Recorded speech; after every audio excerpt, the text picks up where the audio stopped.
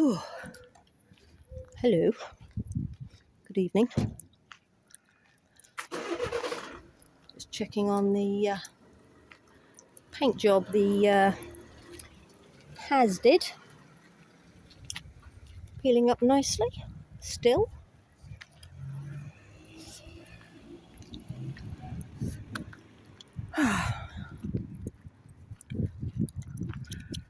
Look at that, look. Hey, birdies.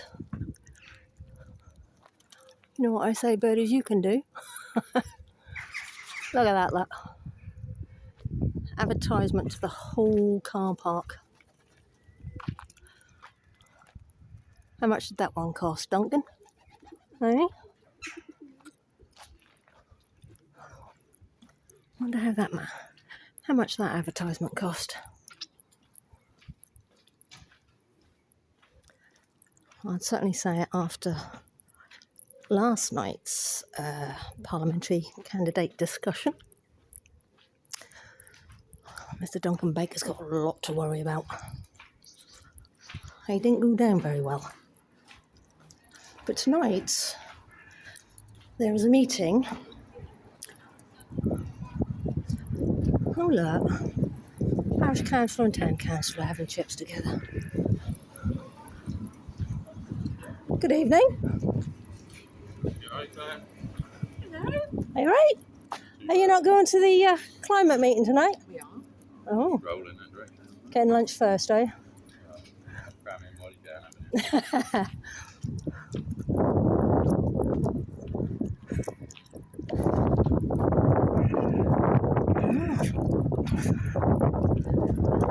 you? Yeah, you do have to cram it in when you can.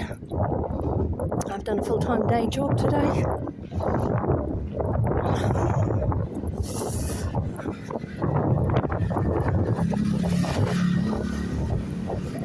And what did that guy say last night? From Reform UK. Work. Something about work. I think I'd switched off with him at that point.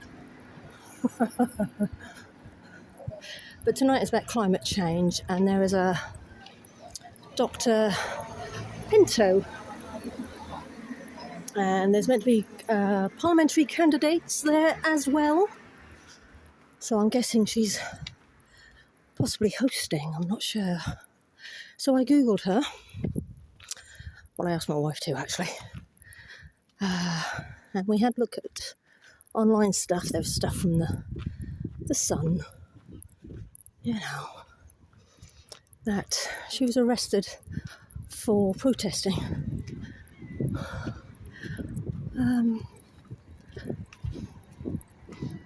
I think, oh look.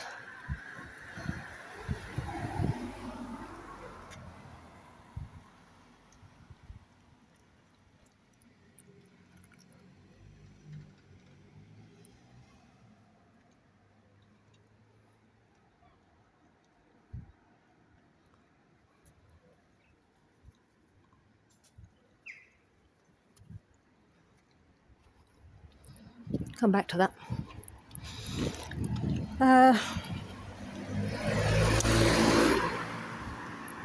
So yeah, the Sun had embellished. Hey Chester.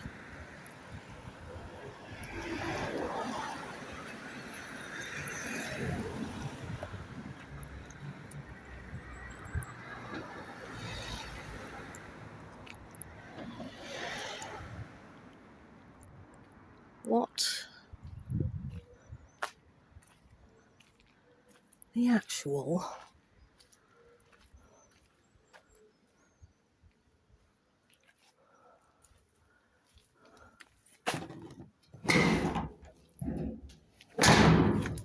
unlocked. Oh my god. That is a special pressure mattress. Excuse me. Do you know who owns this?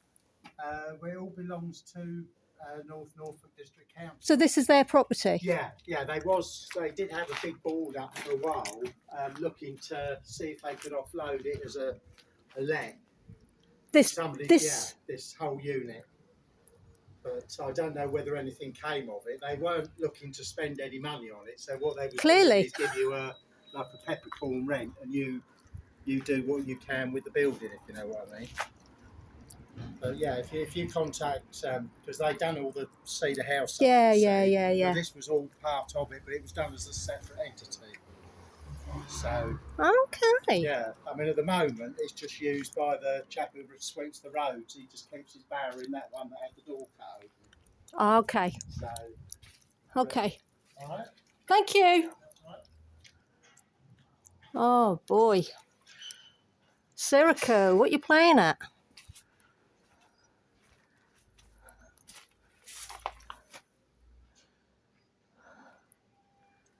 Holy shit.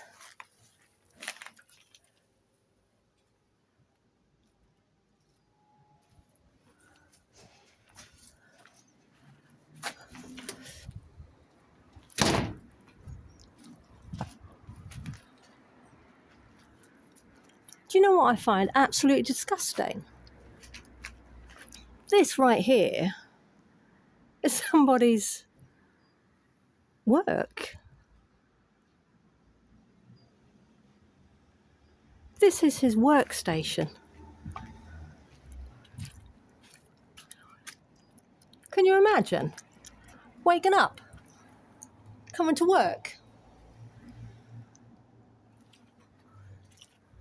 Sirico, North Walsham Town Council, or is it District Council?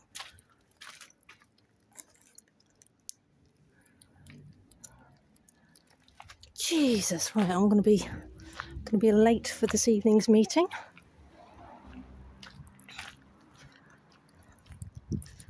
CCTV in operation.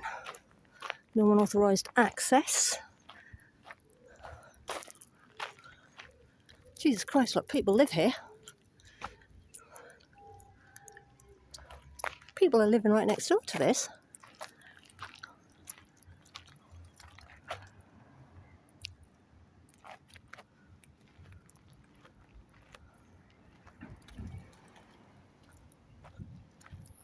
Work gear.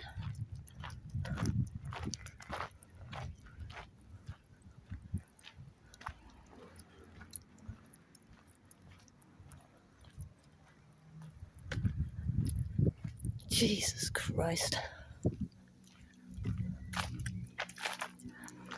To the binman of North Walsham, I am so sorry you have to come to work in this state.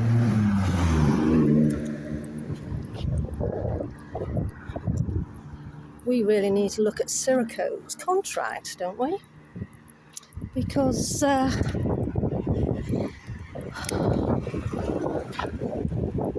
geez Louise, who was responsible for that?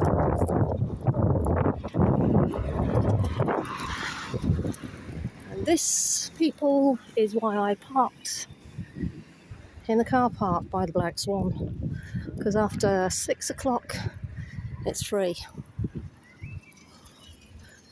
So looks like there's going to be a good crowd here.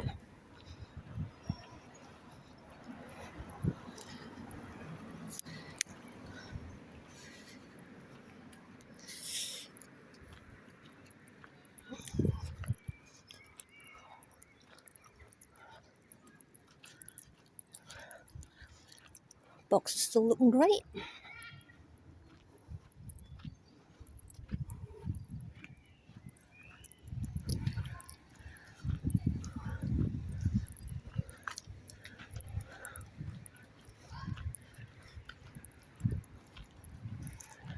There we go.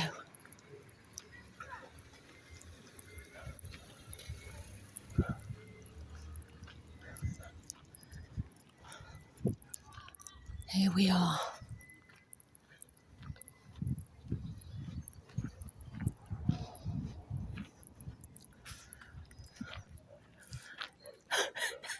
We do keep bumping into one another. We do, it appears.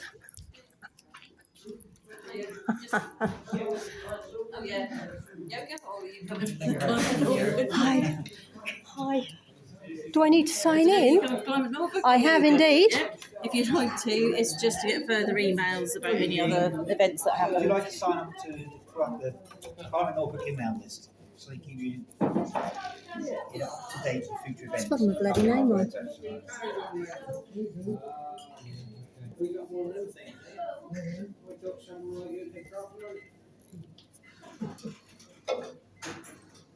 That's just to say yes, that you're happy with them to obtain your information and send you. Wonderful. Thank you.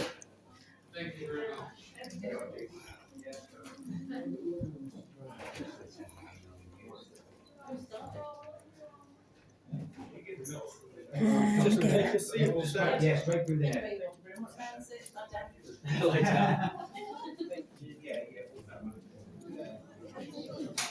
Wowzers.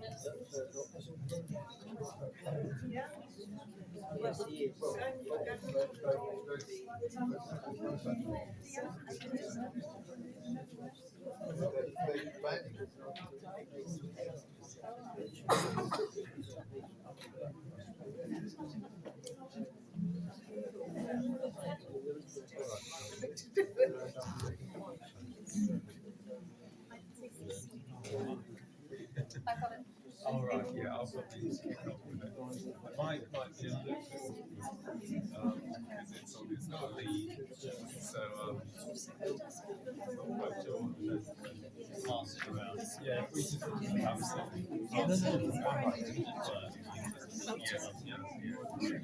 One, two, one, two.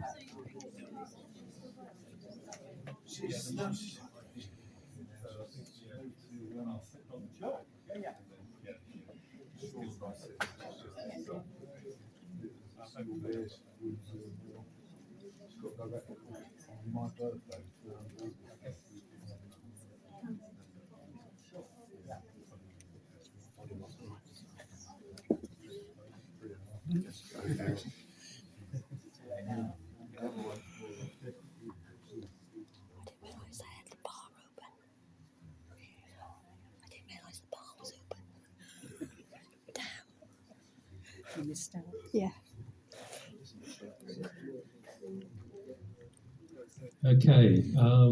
Can everyone hear me okay? Yeah, oh brilliant, thank you. First thing to say is thank you all so much for coming, and it's really good to see, you know, such a good turnout. So it just, you know, shows how important this issue is for people. So thank you very much. I'll just, in terms of the fire exit, there's one over there, which is we're currently open that just to try and cool it down a little bit. So if anyone is either hot or cold, do let me know. we've got the fan going. If anyone wants, people all right with the fan, or do you want that stopping? Anyone? You're all right with it? Okay, great, thank you. So it's that awkward time. You never know whether the people's temperature is okay. Oh, I was just going to say actually, there's a thing I want to pass round, and I'll set it going in a minute, which is basically how did you hear of tonight's event? It's just a thing. There's no names or anything on it. You just tick a box or write in it. So yeah, that'd be great if you could fill that in.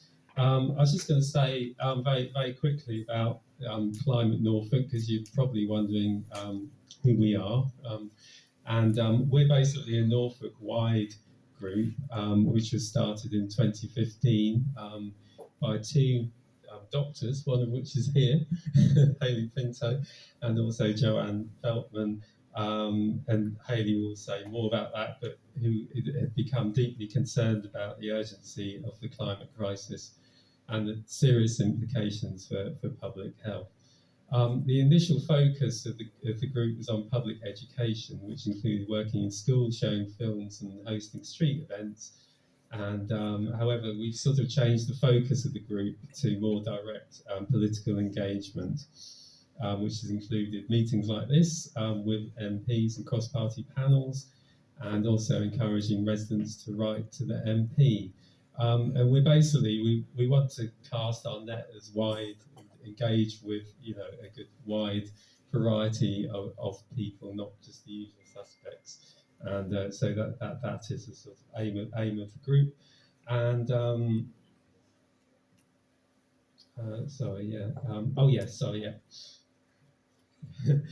just to say, in terms of the talk, I mean, everywhere is affected in some way by the rapidly changing climate, but the impacts such as coastal erosion put North Norfolk very much on the front line. And this event aims to give the local community a chance to discuss the climate crisis with their candidates, while also raising the profile of climate change within the wider election debate. A couple more things to say. Labour and Reform UK were both invited and declined to attend. I'm not going to say any more than that. What I will say is it wasn't because of the date. They just declined to attend. So yeah. So anyway, I don't want to speak for them, just give their reasons. But anyway, there you go.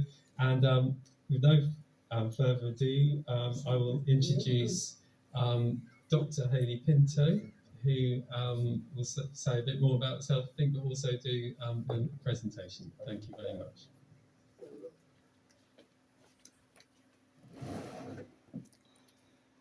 Can you hear me without the microphone?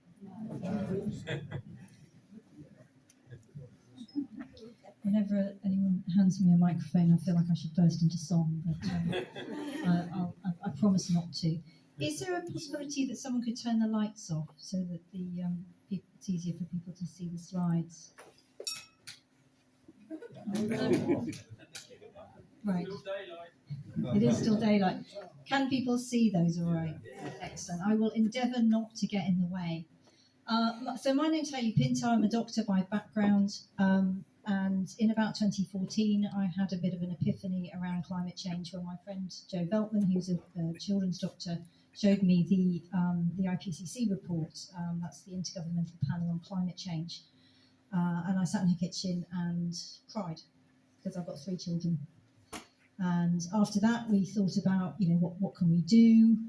We couldn't believe that as sort of educated, caring people that we hadn't known how bad it was. Obviously, I'd heard of global warming before, but I had no concept of how bad it was. And that's when we set up initially Climate Hope Action in Norfolk, which has now become Climate Norfolk. And over the years, I've been involved in various levels. I've been involved in some activism with, I'm also a speaker for Greenpeace and with Health for Extinction Rebellion. And I now work for the Centre for Sustainable Healthcare, teaching primarily people from the NHS, but also around the world, healthcare professionals, how we can deliver healthcare in a way that is sustainable. And I haven't got time to talk about that now, but it's also better for health. So something perhaps you can grab me about afterwards if you're interested. So I'm hoping that this is going to work in terms of moving the slides on. So I've got 15 minutes and I'm going to be, it's a huge topic, so I'm going to try and cover the headlines, if you like. Just acknowledging where we are at the moment. So we've had a really tough few years with the COVID pandemic. We've now got the cost of living crisis as well, and staggering levels of social and health inequality in this country and around the world. And it's really easy for those issues to pull our focus away from the much bigger threats, which are climate change and biodiversity collapse. And why I say that it will become apparent during the talk, I hope. So just to give a nod to the fact that it's not all about global heating. The Stockholm Institute identified these 9 planetary boundaries which constitute the safe operating space for humanity, the boundaries within which we can continue to thrive. As of the last year or so, we've already crossed 6 of those 9 boundaries, and we're nearly on the way with the 7th. So it's not, as I say, it's not just about global heating, it's about what's happening to the natural world as well. We've reached the stage now where of all the mammals on the planet by weight, 96% are either our livestock or us. Only 4% are wild mammals. Talking about climate change, I'm not going to talk a lot about the science of climate change. The fact that it's caused by increased greenhouse gases in the atmosphere, largely due to human activities, has reached what they call the golden level of scientific certainty. That means there's less than a 1 in a million chance that we're wrong about that. What's important to understand, though, about global heating is that it's not what we call a linear relationship. It's not just a case of you've got this much greenhouse gases and that causes that much heating. Because just like the human body, the Earth's systems have potential for feedback loops and sometimes positive feedback loops. So this slide, I'm not going to dwell too long on it, shows you some of these, and perhaps the easiest one to understand is the Arctic ice. So we all know that white surfaces are good at reflecting heat. So while we've got lots of ice there, it's good at reflecting the sun's heat back into space. But the more ice we melt, the more that heat is hitting a dark surface, the surface of the water, and so the more heat we absorb. So the more ice we melt, the more heat we absorb, and then the more ice we melt. And that gets into a positive feedback loop. And there's a number of these around the world. Forests are a really important one because forests are really good at pulling greenhouse gases out of the atmosphere. And when those forests get too hot and too dry and they start to burn, they release all of that carbon dioxide back into the atmosphere at the same time that you lose that capacity for drawdown. So these positive feedback loops, and there's several more of them that I won't mention, have potential to trigger each other like a series of dominoes. So if we get too warm, the point about this is that the Earth will start to heat itself outside of our control. So it's really, really important that we don't get much warmer than we are, because we're already on the threshold with many of these feedback loops. So you'll hear a lot in politics about net zero by 2050. Now, this basically means that the carbon dioxide, the greenhouse gases that we're putting into the atmosphere is balanced by how we take it out. Now, at the moment, the best way that we have, you hear a lot about carbon capture, which is fledgling technology which has not been trialled at scale. What we have got at scale is oceans and forests. Those are what take carbon dioxide out of the atmosphere. So we need to be protecting those. The other thing about the net zero by 2050 target was basically based on trying to stay below 1.5 degrees. And I'm not going to talk about 1.5 degrees too much, but the important point is that above that, everything gets much worse quite rapidly, and also we increase the chance of getting into those positive feedback loops. Now, last year, the Earth for the first time was about 1.45 degrees warmer, so we are on the brink already, and yet we're still talking about net zero by 2050 as a way to stay below 1.5 degrees. The other thing about that is that actually to stay on the pathway, because that net zero by 2050 was based on a pathway that the scientists predicted would bring us to stay below 1.5 degrees. Actually, only a 50-50 chance of that. It's not great odds, but that was the pathway that was chosen. But to stay on that pathway, we need to reduce our emissions by around 50% by 2030. So when we talk about 2050, it feels like something we can kick down the road. But when we focus on the fact that actually we need to reduce our emissions by half by 2030, which is now only 6 years away, that focuses the mind a little bit. So that means basically that this next 6 years is the most important few years that humanity has ever faced. The IPCC say any further delay will miss a brief and rapidly closing window of opportunity to secure a livable future. And looking at the gap between what we're doing and what we need to be doing, the UNEP report says that incremental change is no longer an option. We need broad-based economy-wide change. So basically at this stage, every fraction of a degree matters, every choice matters, and every month matters. And why am I interested in this as a doctor? Well, because of the impacts on health. So back in 2015, and this was one of the things that woke me up, The Lancet, which is possibly the most prestigious medical journal in the world, made a report. They've set up a commission to track what this is doing about in terms of health, and they said that this presents a potentially catastrophic risk to human health. Now, you don't see language like that in medical journals very often. And as I talk through how that works, I just want to highlight how important it is to think at the same time about health and social inequality. We already have, as I've said, levels of health and social inequality which are staggeringly high. But climate change will make that worse because it hits the poorest in our societies fastest and hardest. So what do we mean when we talk about health risks? Well, just very briefly running through these. If we start with air pollution, which is not actually caused by climate change, but its cause is the same thing. It's burning of fossil fuels. Already about 7 million people die every year globally as a result of air pollution. In the UK, it's around 38 to 40,000 people. And that's not just from breathing conditions like asthma and COPD. The particles in air pollution get into our bodies, they go into our brains, they can cross the placenta. So almost any health condition that you can think of is made worse by air pollution. And then pandemics, which you might think, well, how is that linked? Well, actually, climate change and many of the other factors which are destroying the natural world are drivers of new pandemics. Heat waves. So the heat wave last year in Europe killed about 60,000 people. The one in 2022 in the UK killed over 3,000 people. And the other thing, of course, is that really impacts our health system. Across the health system, there were over 5,000 cases of clinical areas exceeding safe temperatures. And that's not just a problem for patients, but if you think about your cognitive function, your thinking ability at those temperatures and the impact that has on staff, it's not ideal for people who are making life and death decisions.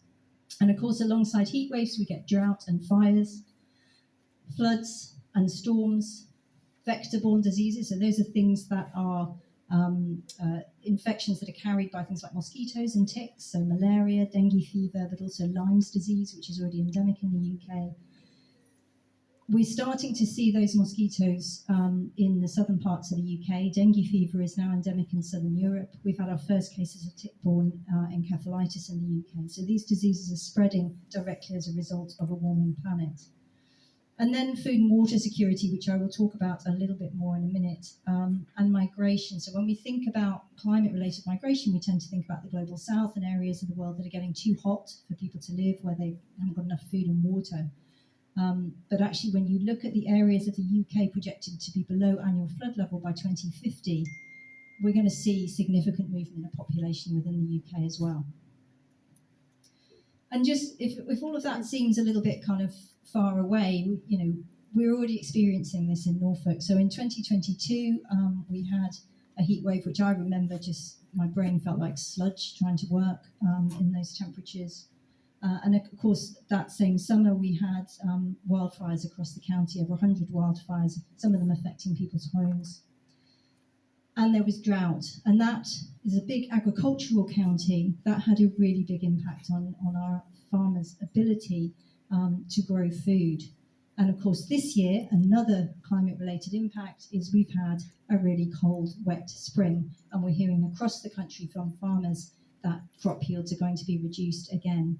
So yes, we've had droughts, we've had floods, we've had cold, we've had wet before, but it's year after year after year. And in this country, we're food insecure. We import around 50% of the food that we eat. So, and much of that is from areas which are also, of course, experiencing climate-related impacts on their ability to grow food. In fact, if you look globally, the big bread baskets of the world, many of them are experiencing prolonged drought, and the chances of a simultaneous crop failure across those large areas is increasing, not sort of by 2100, but increasing over the next few decades.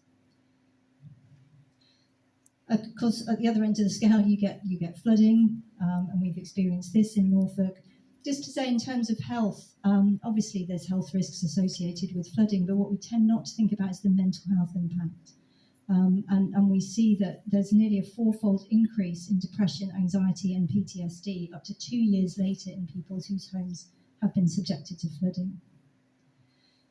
And of course, it's not just rain-related flooding that we experience as a coastal county, but also the effects of sea level rise, which is threatening our beautiful beaches, our homes, and also, of course, the Broads. So around the world, as I said, this is driving conflict and migration, and that's going to be a really big problem. There's some agencies predicting up to 1 billion climate refugees by the middle of the century. And I just want to say a quick word about children. So half of the world's refugees are children. And currently about 88% of the health harms of climate change are falling on children under 5. And a recent study looking at 10,000 young people in 10 countries around the world found that 75% of them are frightened of their future because of climate change. So to some extent, and these children haven't caused the problem. They're going to live with the consequences of the decisions that we make now. And as a healthcare professional, we're constantly being updated on our safeguarding training. We have to constantly look out for harm to children and do something about it and highlight it. So to my mind, and many of the other people that I work with, our collective failure to tackle these combined emergencies of global heating and the loss of nature constitutes a safeguarding issue for an entire generation. So we need actions, not words. We don't need pledges. We need people actually doing stuff. And we saw for many years as a sort of climate an environmental activist, we get told, oh, that you're naive. People, we can't make changes that quickly. And yet, when COVID appeared, we saw things that would have been unthinkable weeks before happen. So how is it that we will do that for a pandemic, but we won't do it for something that constitutes a much, much greater risk to our health in the longer term? And the thing that we hear a lot is we can't afford it, it's not fair on people who are already struggling. But actually, when you look at the health co-benefits of what we need to do to tackle climate change, what we see is that it's one of the best ways that we can reduce health and social inequality. So first of all, if we switch to renewable energy sources and we reduce the number of cars driving around, we reduce air pollution. If you look down this looks like a complicated diagram, and I'm happy to talk it through in more detail with people later. But down the blue kind of blobs on the right-hand side there, that is the epidemic of chronic non-communicable diseases that is making our population so sick. And it's hammering the health service. So by reducing air pollution, we can reduce more than half of those things. By increasing active and public transport, we make our population more physically active, which again is brilliant for our physical and mental health. We free up space in our urban areas for more biodiversity and for nature, and we know that spending time in green space is brilliant for our physical and mental health. We also need to insulate people's homes. When I was working as a doctor, I worked with so many people who were living in cold, damp, mouldy conditions, which is terrible for their physical and mental health.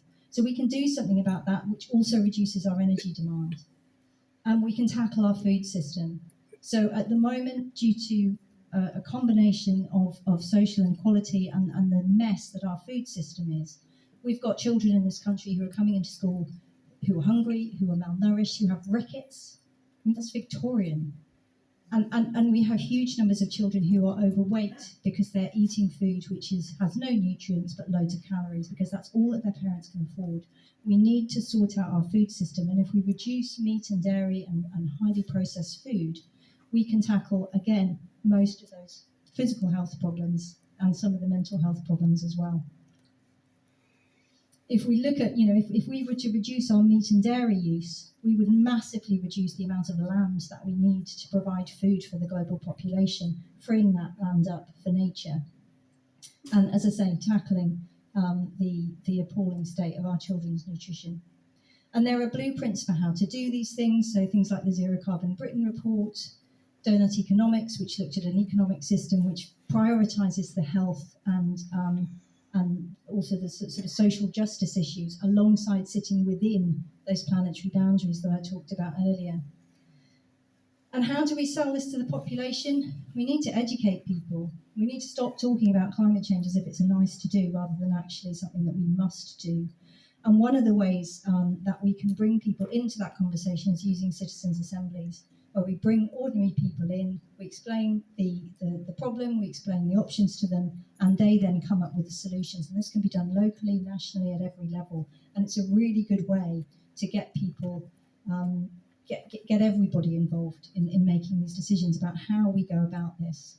So I'm going to finish just by saying, just borrowing a quote from Winston Churchill, it's no use saying we're doing our best. We have to succeed in doing what's necessary. We're not negotiating with Brussels, we're negotiating with physics, and physics does not negotiate.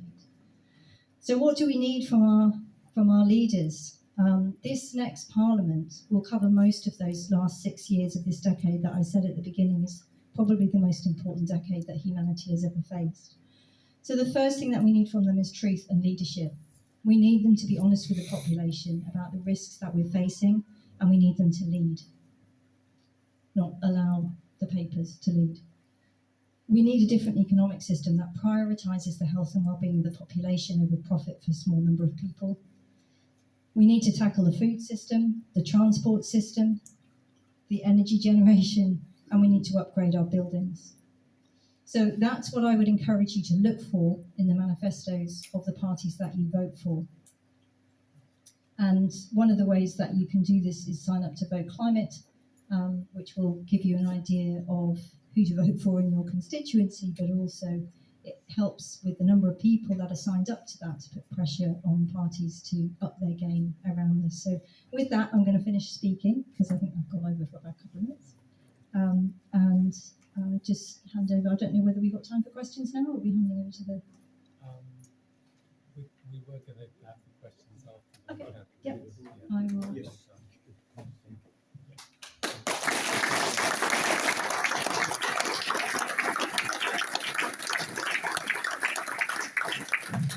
Thanks ever so much, Hayley. That's an amazing presentation. Yeah, it really, sets things off on a good path. So thank you very much for that. Before I introduce the candidates, I just want to thank them all for coming, and it's really great that you're here and shows that you're concerned about the issues. So that's brilliant. I shall hand over firstly then to Duncan Baker, who is the candidate for the Conservatives. Thank you, Stephen. Well, good evening, everybody. Thank you very much for coming to what is an incredibly important evening, and it was so well publicised, which is a real testament to all the hard work that Stephen has put in, that so many of you are here tonight. And Dr Hayley, that was, as ever, I've heard you speak before, an incredibly powerful and hard-hitting set of slides and information, which thank you very much, all that you do. I've had the privilege to serve as your Member of Parliament now for the last 4.5 years, and the environment has been absolutely one of the top priorities that I have been involved in ever since I was elected.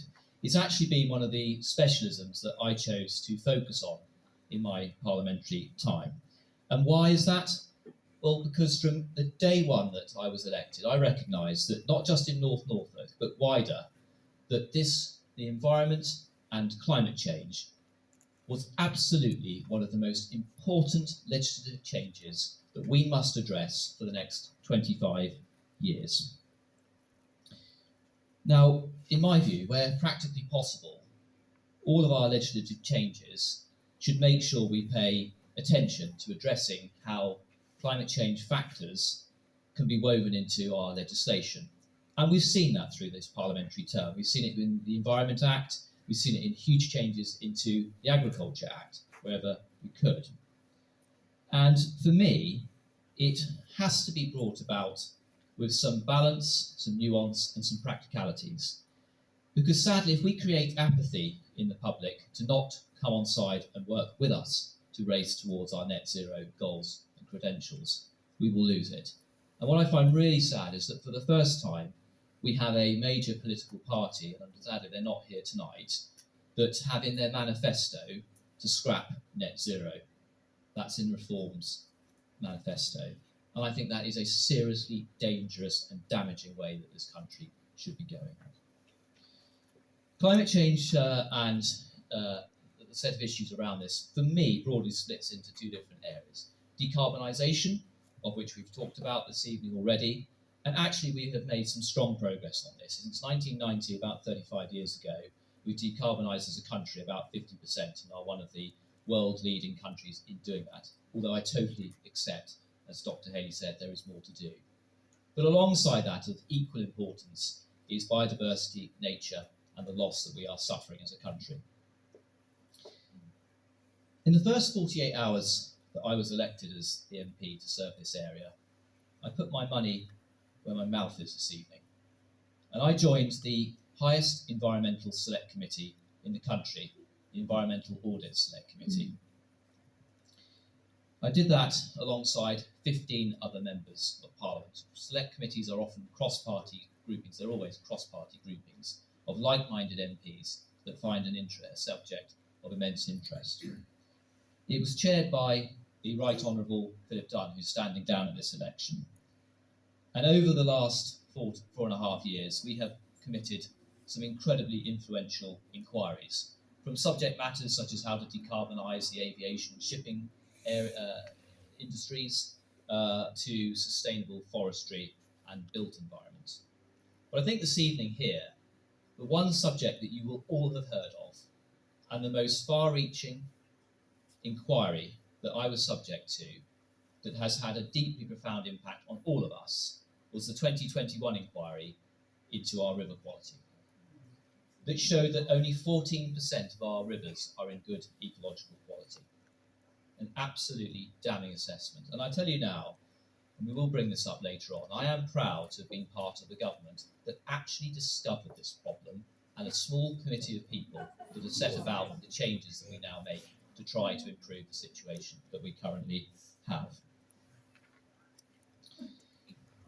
Where over the last few years, if you just think about environmental work that has come through Parliament, one of the 10-minute rule bills that I brought through Parliament was about how to decarbonise the built sector. It's often an area that we focus on in energy supply into our buildings.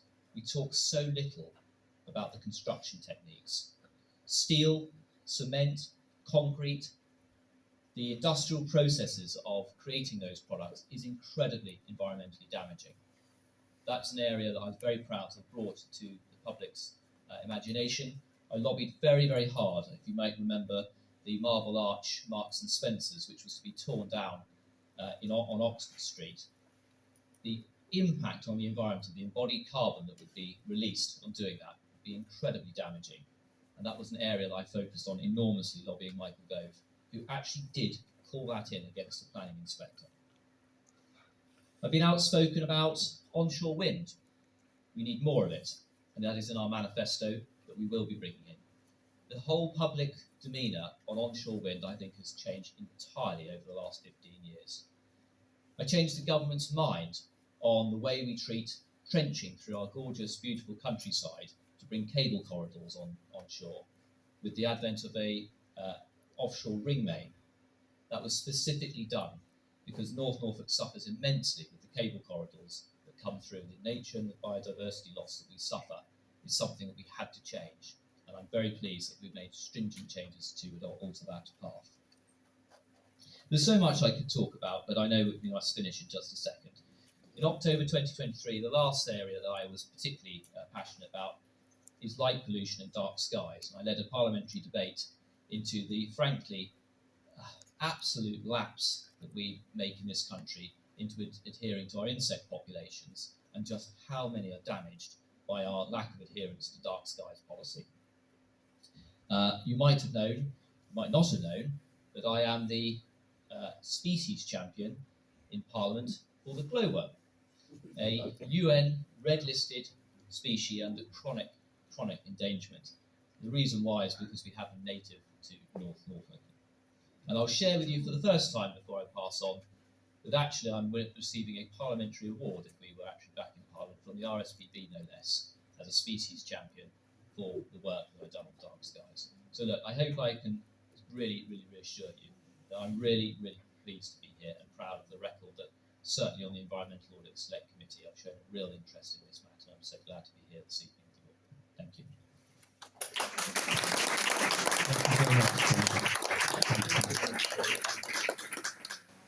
Okay, that's great, thank you. I shall now pass over to Stefan for the Liberal Democrats. Thank you very much. Thank you. Can I just avoid tripping you or me up with this cable? Good evening, folks. I'm Steph. I'm hoping to become our next MP for the Lib Dems. And I wanted in the next few minutes just to tell you a bit about my background, my journey, and also give you some feedback from what I've been hearing people talk to me about on the doors in North Norfolk for the last couple of years, and also a bit about what I think the choice is facing us in this election. So I'm from round here, born and raised in Blickling. I now live in Felmingham, just a few miles away from North Walsham with my young family. And climate change and the environmental agenda has been woven through my entire life. One of the best projects that I did at school was around the Kyoto conference in 1998. I put together a scrapbook of all the news clippings of that entire conference, and it really triggered my fascination in what was and wasn't happening in global political terms around climate. But I didn't go straight into activism or education in that field. I actually read politics at university, thinking I'd never get involved in it, until I met Norman Lamb, who many of you will know. And of course, his life was shaped by climate studies. His father set up the UEA Centre for Climate Research, a prestigious, globally recognised centre for climate research that's been helping to get to the gold standard of consensus in the scientific community around this stuff and its causes. I was persuaded through Norman of the merits of politics. I know many of us feel the political system is broken, but it was his work that inspired me to realise that change could happen. And as a young person, but more recently as an adult going into politics, it remains for me one of the single most important issues of our time. What I've noticed on the doorsteps is that it's not yet the single most important issue facing the voting public. And that's a paradox that I intend to help to fix. It needs political leadership, and we've lacked that, I think, for a number of different reasons. I actually resigned my only political job so far over an environmental issue. I was group leader on the county council, and I quit that role over a dispute about the Western Link, the proposed £250 million road project that was going to cascade through, or crush through a conservation area on Triple SI on the outskirts of Norwich. So I feel like I'm already invested, and I will talk maybe later on about the experience I had of direct action as a county councillor and how that brought to sharp focus the importance of this issue and what wasn't happening. But let me tell you about what things people are telling me on the doorstep and why they connect so closely to what Hayley has already showed us this evening. The number one issue in North Norfolk, come up every time I speak to almost anyone, is health. Our healthcare service, our NHS, and the fact that it's on its knees. Conversely, the people that are still there working in it are there for basically the only reason that's left, and it's that they care.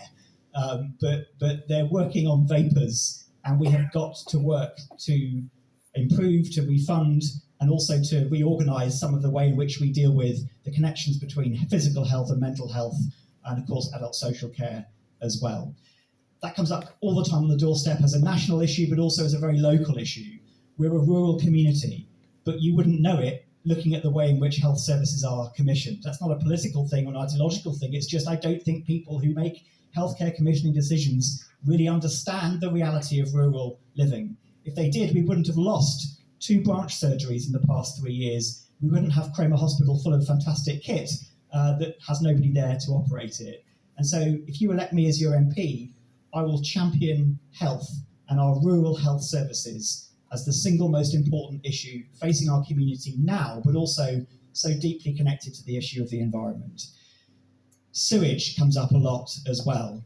And the misinformation over, oh, we've got Victorian sewage systems, it's a choice between stopping pumping sewage in the sea or having it all flowing out of our lavatories, I think is just mad. People don't believe this. They know that the problem has got so much worse since privatisation, but also since the lax regulations that have come into force in the past few years. As a child visiting Cromer Beach, I remember the decommissioning of the sewage pipe there and being told 25, 35 years ago that it was now safe to swim.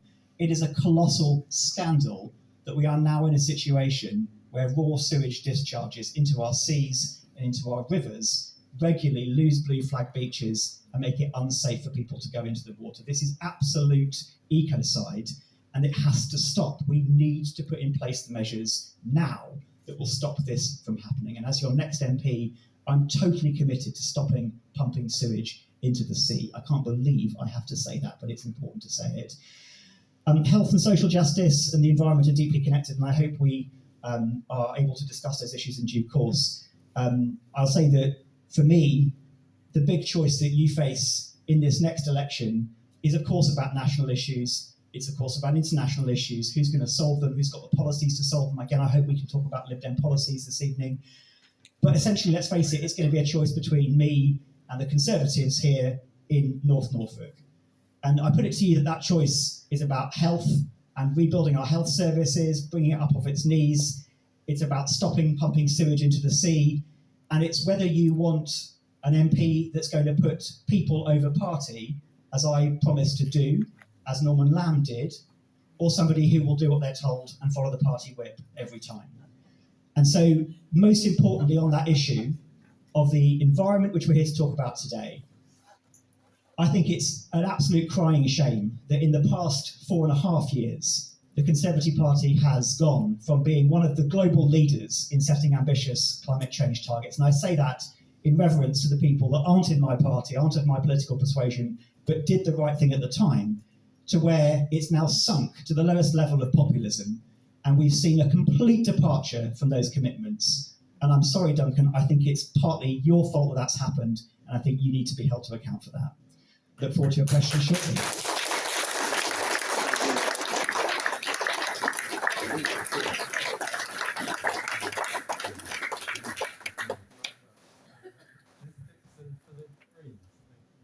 I feel like I'm having a Norwich match as opposed to an away match for this particular hustings.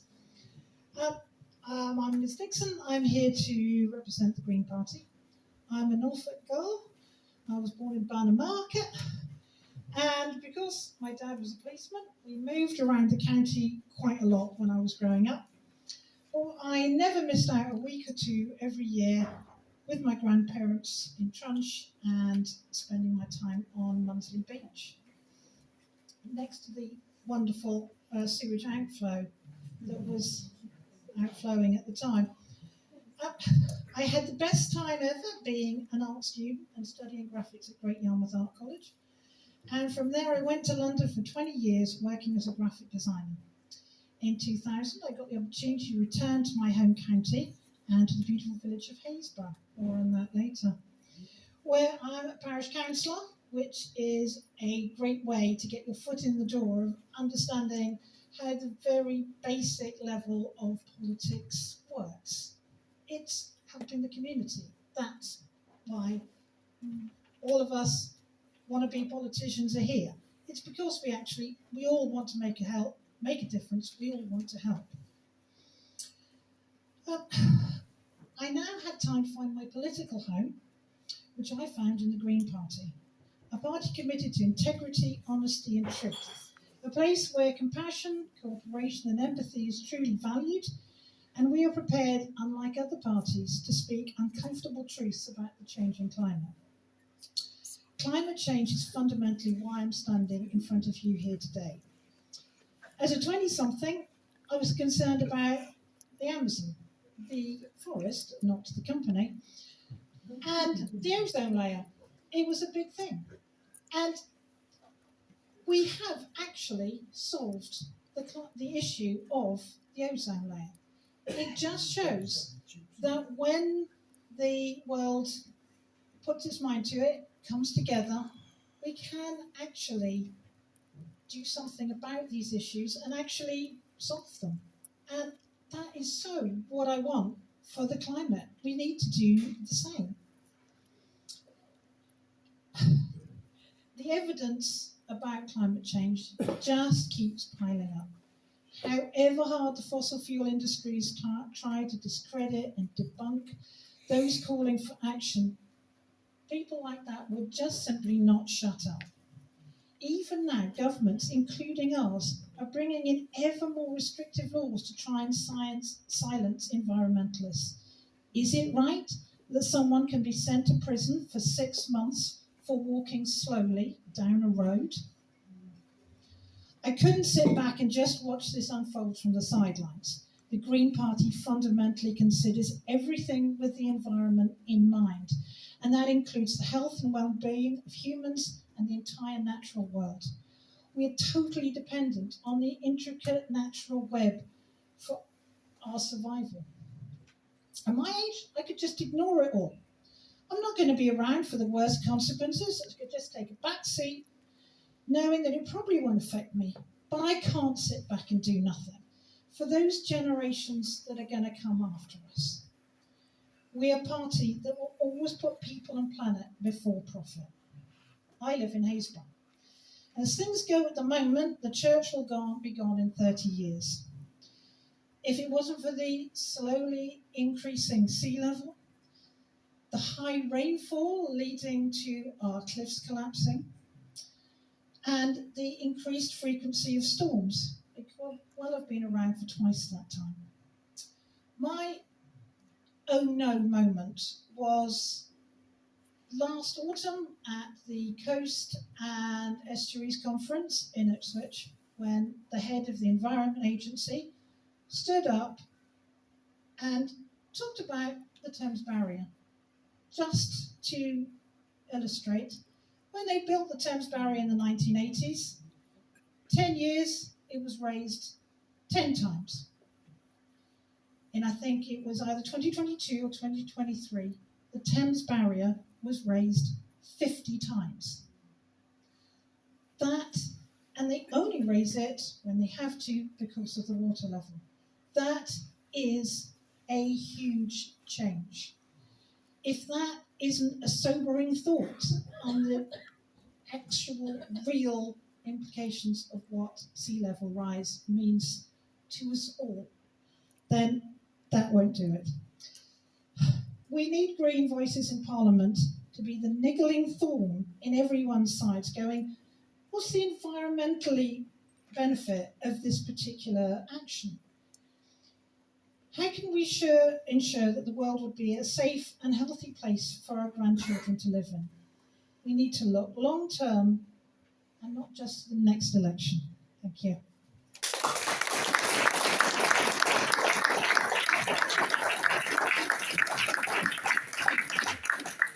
Thanks very much, Liz. That was excellent. Thank you. Now at this stage, we basically open it up to the floor to ask questions. We would ask that debate is they've always have been polite in the past, and we would just ask that people are courteous and respectful. And we've got a slight we'll play it by ear, so to speak, but because normally we have a roving mic, we don't have that tonight. If someone's having trouble making themselves heard, I'm sure I can come out and we can sort something out with the microphone, or I can just repeat the question. But I think Yeah, there was one other thing I was going to mention. I forgot what it was, but I'm sure I'll remember. Anyway, yeah. So, sorry. Oh yes, that was it. I should have written it down. Yeah. If the questions, firstly, if they are addressed to all candidates, rather than particularly directed at one candidate, that's would be a fair way to conduct the debate.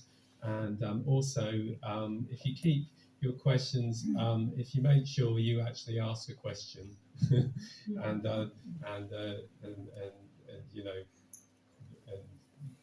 it's not just a matter of standing up and stating a point of view. It's actually about asking a question, and try and keep the question, fairly brief and understandable. Okay, so I think that's it. So questions. Okay, this gentleman. Oh, that's fantastic. I'm so glad people wanted to. Okay, I think you were first, to be honest. Yeah. Yeah, I came an hour early, so thank you. Well, my name is Mike Ward. I worked for a lot of years on a farm. I come from a farming background. I live next door to a farmer who's quite a friend of mine. And I'm happy for the whole people, a lot of people to have a go at it. But I'd like to ask Mr. Bailey, because he said about all these committees, etc., he's been sitting on. And I wonder how satisfied he is with what's happened since he sat on those committees, because I know all too well there's far more sprays being sprayed around now than ever there was. I live next door to a farm, as I said, and every day almost, a van comes in delivering boxes of sprays. The busiest people on the road now are people delivering sprays. Now, I've got a good idea, There used to be a very popular program on the radio, on the television. The telephone, back radio. On the television called One Man and His Job. Can we get to a question, now, I think please? what would be popular would be One Man and His Pesticide Spray. Yeah, I agree. There you go. Who's going to stop the spread? I think there the question was particularly directed at Duncan Baker, but I mean we can also yeah, that's fine. Yeah, if you want to kick off. But I think if the other candidates, can also comment on if they want to comment on your work on the committee. I think the question about pesticides. Yeah, but there's also if they want to comment about pesticides. Thank you very much. Would you like to stand up or keep staying up? It's up to you. Yeah, stand up. Stand up. Okay, thank you very much, Mike.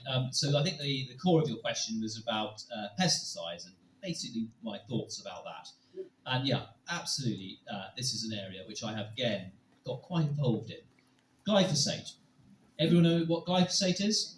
Yeah. Roundup. Roundup. Glyphosate. Glyphosate is carcinogenic. All right, there you go. I've said it. You won't get many Conservative MPs saying that here this evening.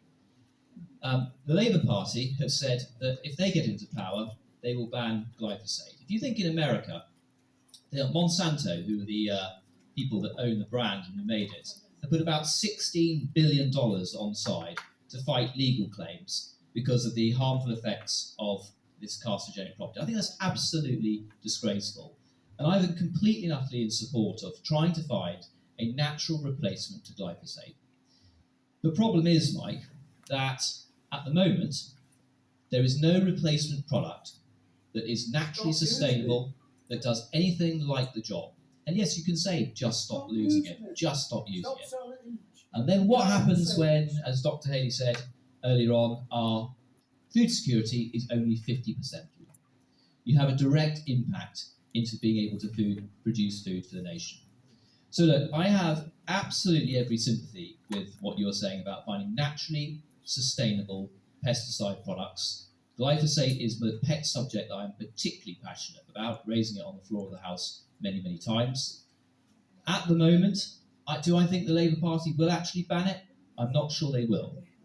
But here in Norfolk, did you know that Norfolk County Council is the first council in the entire United Kingdom that has banned its use on all public property and all the farm estates that the council owns. Actually, we should be reasonably proud of what Norfolk has done in leading the way in trying to ban this harmful pesticide.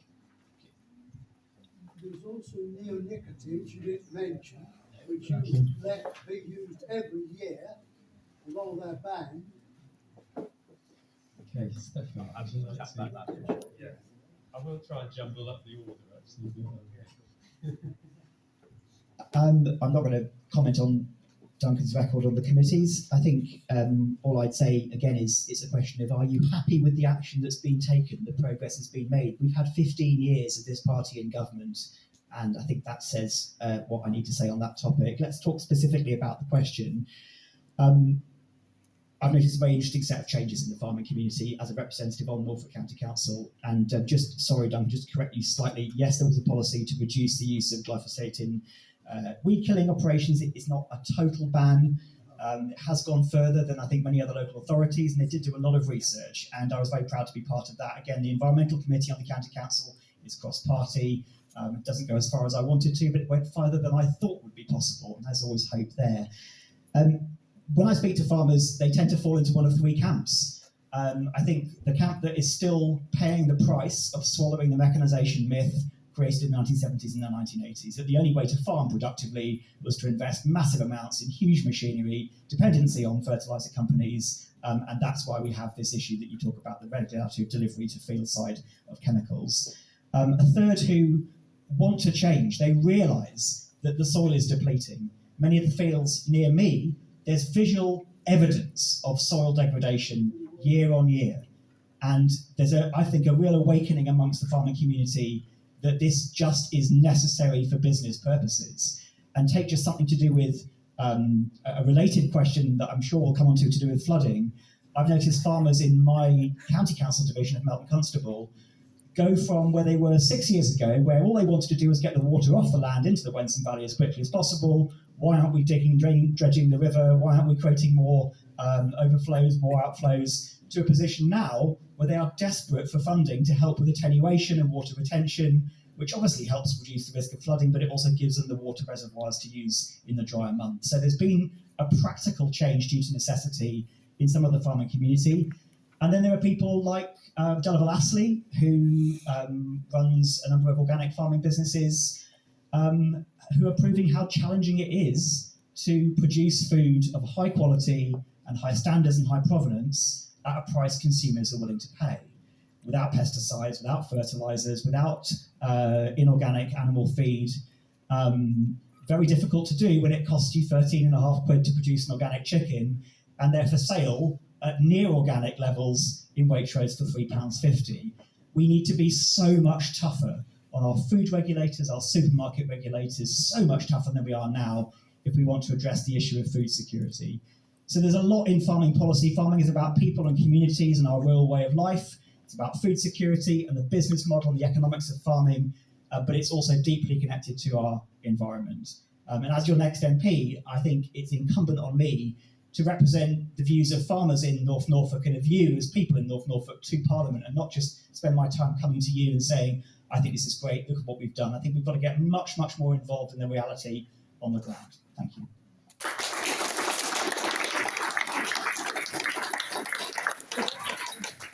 I had the huge privilege last year of going to Wild Ken Hill over there, Hunstanton Way, to see what they're doing there. Absolutely impressive. It's amazing what farmers can do when they start working in harmony with nature, focusing on those benefits. And you still can produce crops. They're still in a transition period. It's a really interesting experiment that they're doing there. But so far, the results going around there, and I recommend everyone to go and have a tour around there. The Green Party, we want to bring in a whole new raft of testing for every chemical that's going to be used by farmers to make sure that they truly are safe. We're definitely taking glyphosate away and an awful lot of the others. We will have to work towards a regulatory process to make sure that we are not covering our land with forever chemicals. But the farmers need help in doing this.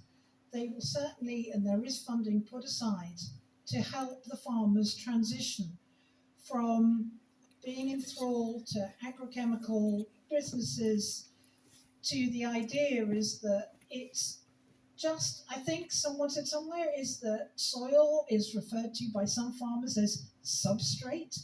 It's like there's no connection between, it's just the factory floor. There's not a connection between the world and the environment and the farming soil. We need to help the farmers to do differently, especially as so many of them get it. But as one local farmer said to me not long ago, I'm a farmer, I don't do biodiversity. We've got to change that whole attitude.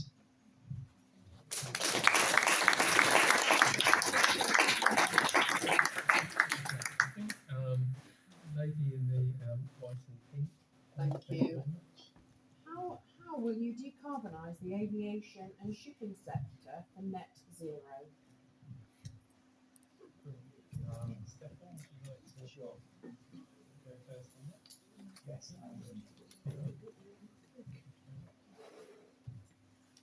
I think there's two separate answers to those two sectors, actually. Obviously, most fuels are continuously improving in their efficiency, and there's always going to be a need for transportable, high energy fuel to power things that need to move long distances or need to move very fast. I think I'm very interested in the pioneering work that's being done in blue and green hydrogen around the UK and elsewhere in the world. I think there's a role for that to be played in North Norfolk, a huge role given our national significance in Bacton, but I don't think it's a silver bullet.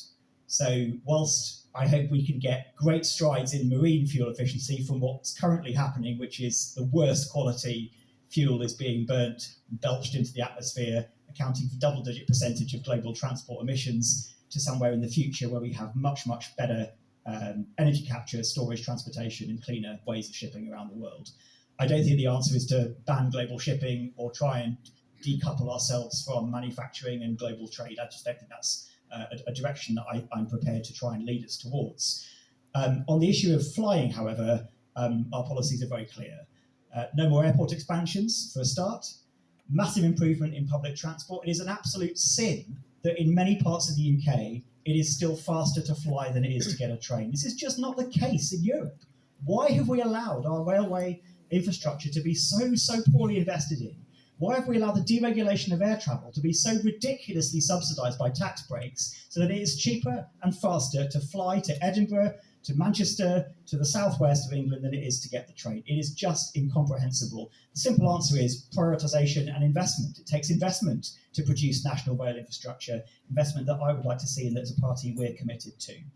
On the issue of reducing or trying to disincentivise flying, we don't like banning things as a party, and as a Liberal I don't like banning things. I would rather use taxation to disincentivise people from doing things that are harmful and use the proceeds to invest in things that are better alternatives. So on flying, our policy is to allow essentially credit-based systems, so every family, every individual can fly a certain amount of times a year without incurring huge passenger levies, but the incremental flights that are taken for those stag weekends in the Mediterranean or trips backwards and forwards between places of residence, places of work, those start to attract an escalator of additional passenger duty.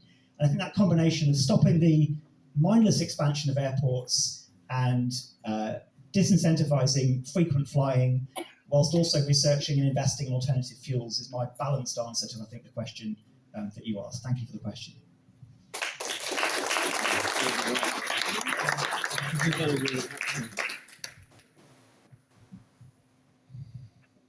I can agree with almost everything Stefan has said. It's almost like he could be a member of the Green Party.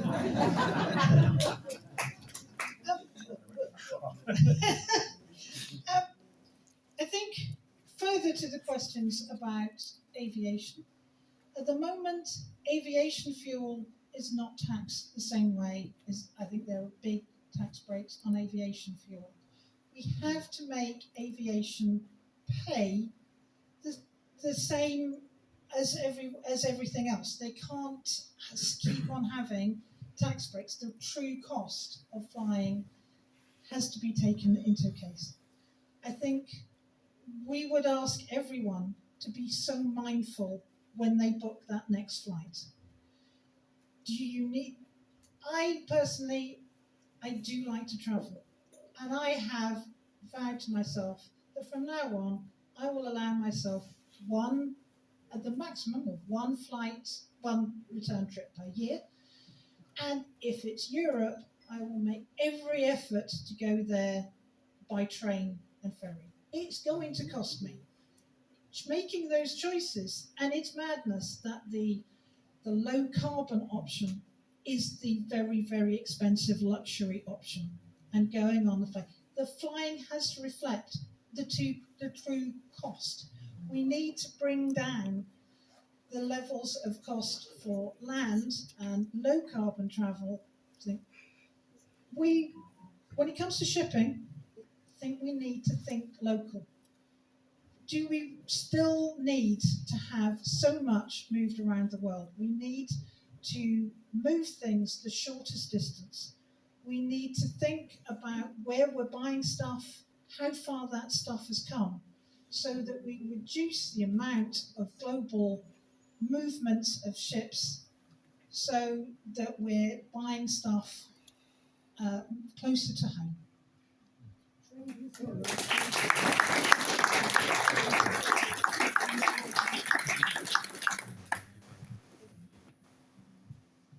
So I think the question was really about how we can decarbonise the aviation and the shipping sector.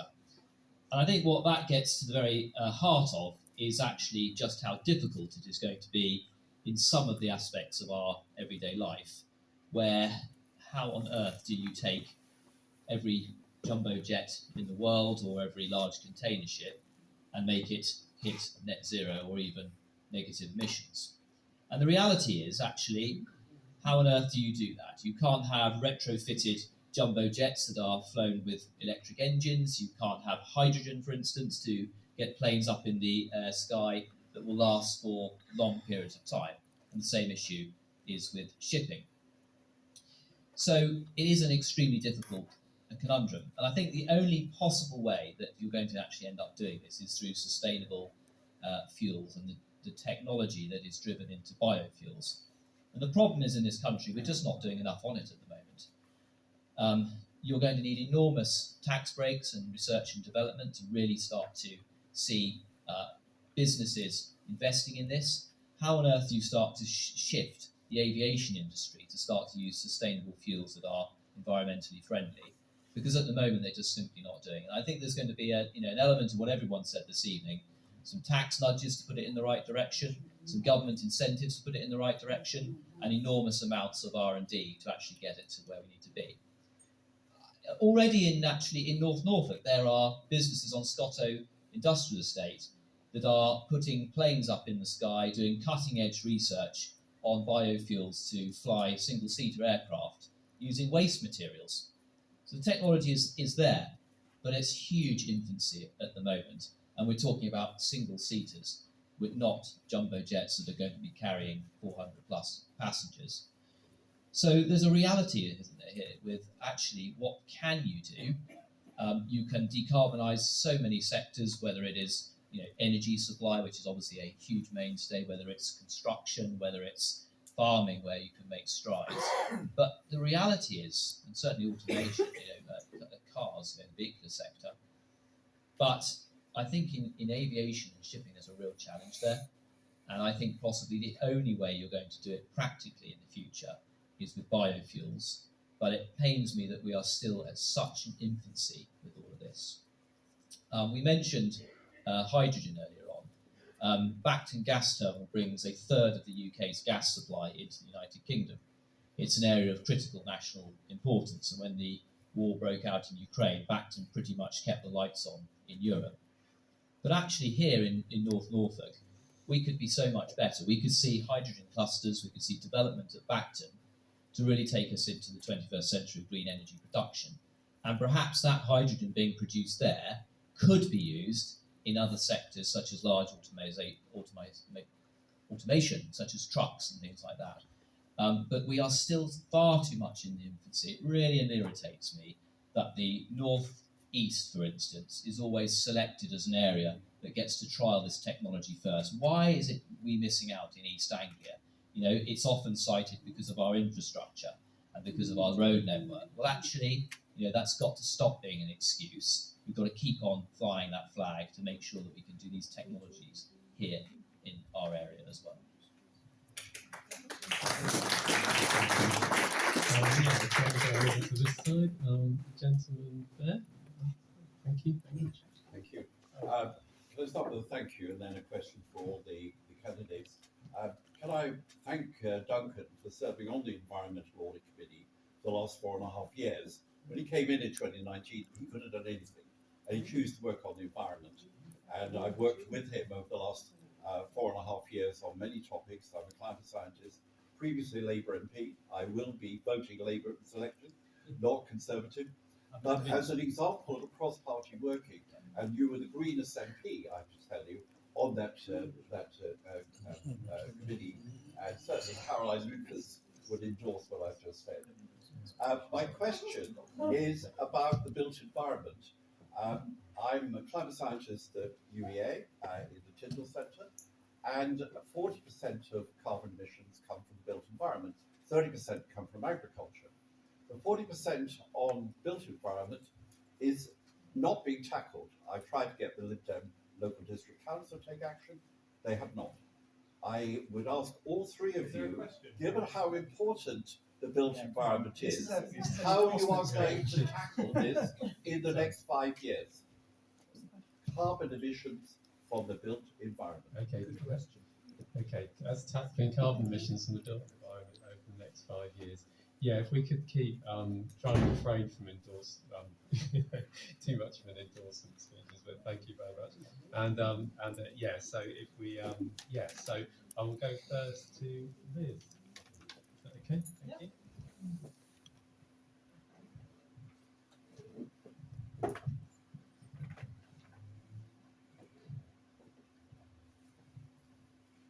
I think one of the built environment, what do we build from? There are some very climate unfriendly materials, is our go-to materials, so much concrete. We need to examine what we build with. We also need to build for longevity, so that you build once, you build to last. One of the things that the Green Party would like to bring in, should they be in power, was that you have to get planning permission for demolition, so that demolishing something is, and all of the carbon that then has to be released, and you have to have a really, really good reason for demolishing and not reusing. And if you do have to demolish, the materials that you're left with have to be dealt with in a way that tries to capture that and keep that carbon out of the environment. So it's building materials built well and built to last out of low carbon materials as much as we can.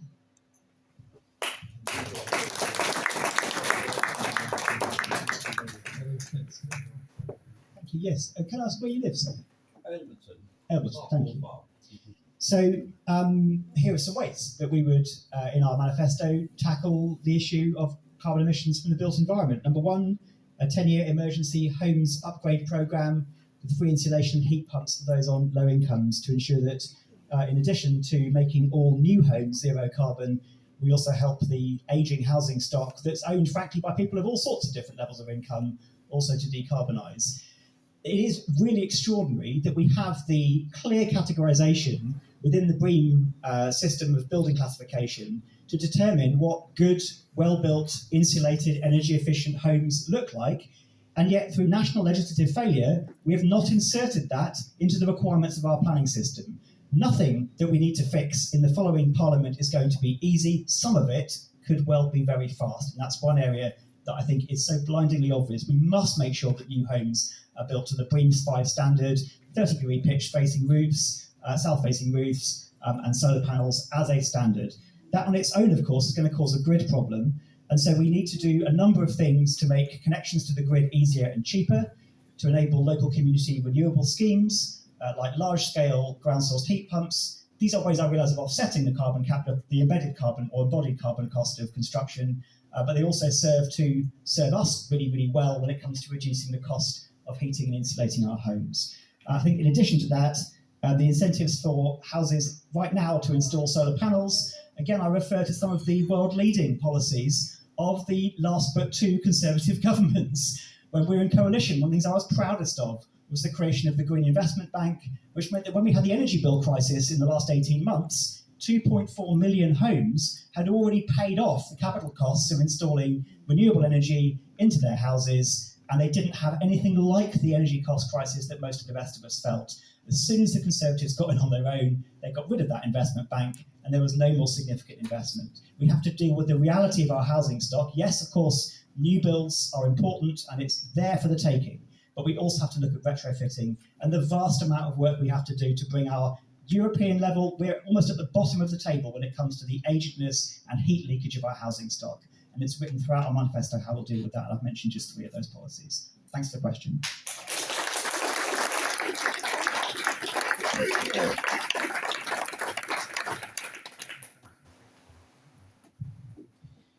So look, I think we've made a real missed opportunity in this country where we focused enormously on decarbonising our energy sector with renewables, but totally and utterly missed a trick looking at our built environment, which is what the question focused on. Yeah, okay, we've come a long way. We've decarbonised, and we now have roughly 50% of all of our energy production is now through renewables. That's a good position to be in. But what is not a good position to be in is that we have totally and utterly done very, very little to address the built environment and the materials that we use to build sustainably. So take concrete, steel, glass even, cement. The industrial processes to produce and manufacture those products is incredibly damaging to the environment. And that's why I did bring in a 10-minute rule bill to try and address this, and then went further with an inquiry on the Select Committee. It wasn't adopted. I think one of the huge hang-ups that we've got in this country is building out of wood. The Scandinavians, France, for instance, is miles ahead of us, I'm really sad to say. If you take laminated timber, 10 times stronger than steel, it is non-combustible because of its makeup, but sadly because of the Grenfell disaster, insurance companies won't touch it. And that's a real problem. There are wooden structures in this country, there are some in London, but nowhere near where we should be. And the embodied carbon that is kept if you retain wooden buildings is far greater than actually if we lost those. We have a great opportunity if you take the absolutely terrible situation in Ukraine, where vast amounts of Ukraine will be rebuilt. A number of us have been advocating to rebuild it in sustainable materials. We could really make an example of helping the Ukrainians rebuilding their country using sustainable materials and the technology that's now available to us. But look, I think one of the other things that was touched on is energy efficiency. And we are hugely behind the curve there. What is actually positive, though, is the future build standards that are coming in the next 2 years. It should be an absolute minimum that every new build home comes with rainwater harvesting, battery storage, solar fitted as standard. This will be done through EPC ratings rather than actual products to try and push people and manufacturers in the right direction. But it's been too late, if I'm absolutely honest with you. And that's, again, a reason that I sat on the Environmental Audit Select Committee to try and push that the government adopts some of these technologies in a much faster way. But look, take nothing away. I think we are seriously missing a trip. We are behind the Europeans when it comes to the sustainability of the built environment. We could do something about this far quicker than we have. and I hope in the next Parliament to continue pushing to make sure that we do absolutely pay adherence to sustainability.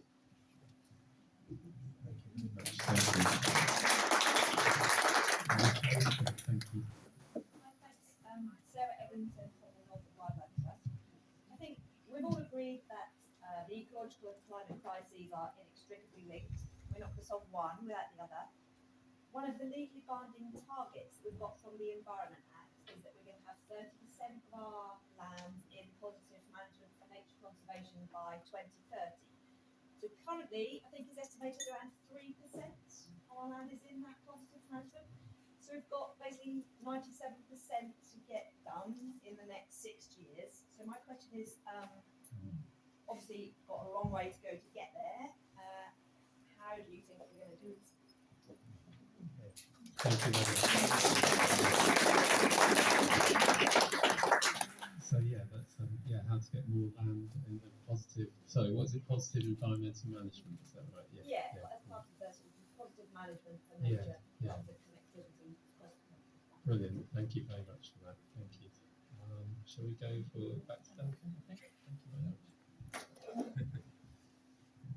Well, thank you very much. It's Sarah, isn't it? You're from the NWT. Look, thank you very much for everything that you do in our community, because I know that the Norfolk Wildlife Trust is a phenomenal charity. I know you've been huge chunks of land now being bought in inner Norwich as well, which is fantastic to see that you're spreading and moving throughout the entire community here. We're a long way behind the curve, aren't we? In terms of trying to get to the position that you want us to. Some brief statistics, really, in terms of where we are with, for instance, our trees. I mean, between 2010 and 2019, we planted over 15 million trees, or nearly 13,000 hectares of new woodland in England were planted. It's a good start, but we always know that to try and hit some of our climate targets, for so many reasons, such as nature and biodiversity that our rich trees will contain, we're just not hitting those targets fast enough. I mean, again, we've been collegiate on this evening, and Stefan said things which were positive in the government. The district council, which is Liberal Democrat controlled, made some positive moves to get the targets planted of, I think, 1 million trees, 100,000 trees, throughout North Norfolk, which was a good position to be in. But actually, we almost just cannot go fast enough at trying to hit these biodiversity targets, can we? I think if you take some of the parts of the country, I was reading that we have had whole vast swathes the size of Exmoor being planted up with trees and be able to promote biodiversity and obviously nature growth. But simply, we are not going to get there without, I think, sort of massive government incentive grants to push us in the right direction. We're not there.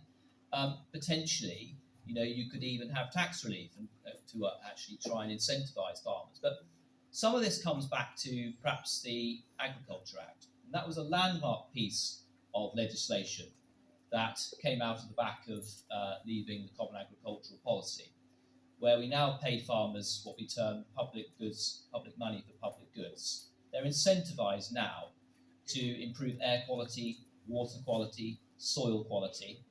And look, farmers farm about 72% of our land mass. So I think they have an absolutely enormous role to play in this. I think that was a very sensible move to incentivise them. Sometimes people are critical because they say, well, actually, if you just incentivise farmers to do environmental stewardship schemes, you're going to risk food security, which we touched on earlier on. I think actually food security and improving our biodiversity can sit side by side on the shelf, okay? And it's all very well to say elms, when it first came in about 3 or 4 years ago, didn't work fully. 2 days ago, I sat down with our NFU, the local farmers group, and actually we're in a completely different position. So I think to answer your question, I think massive amounts of government subsidy and grant, I think some tax relief, and certainly I think our farmer population being incentivised through the Agriculture Act will make a massive difference to achieve some of those goals that you want to see.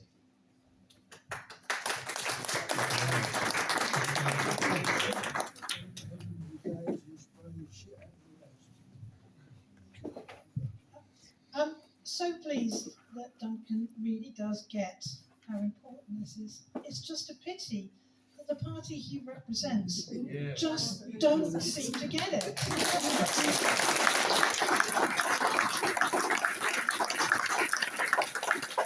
It sounds like he was a voice in the Conservative wilderness, kind of calling out to say we need to do this.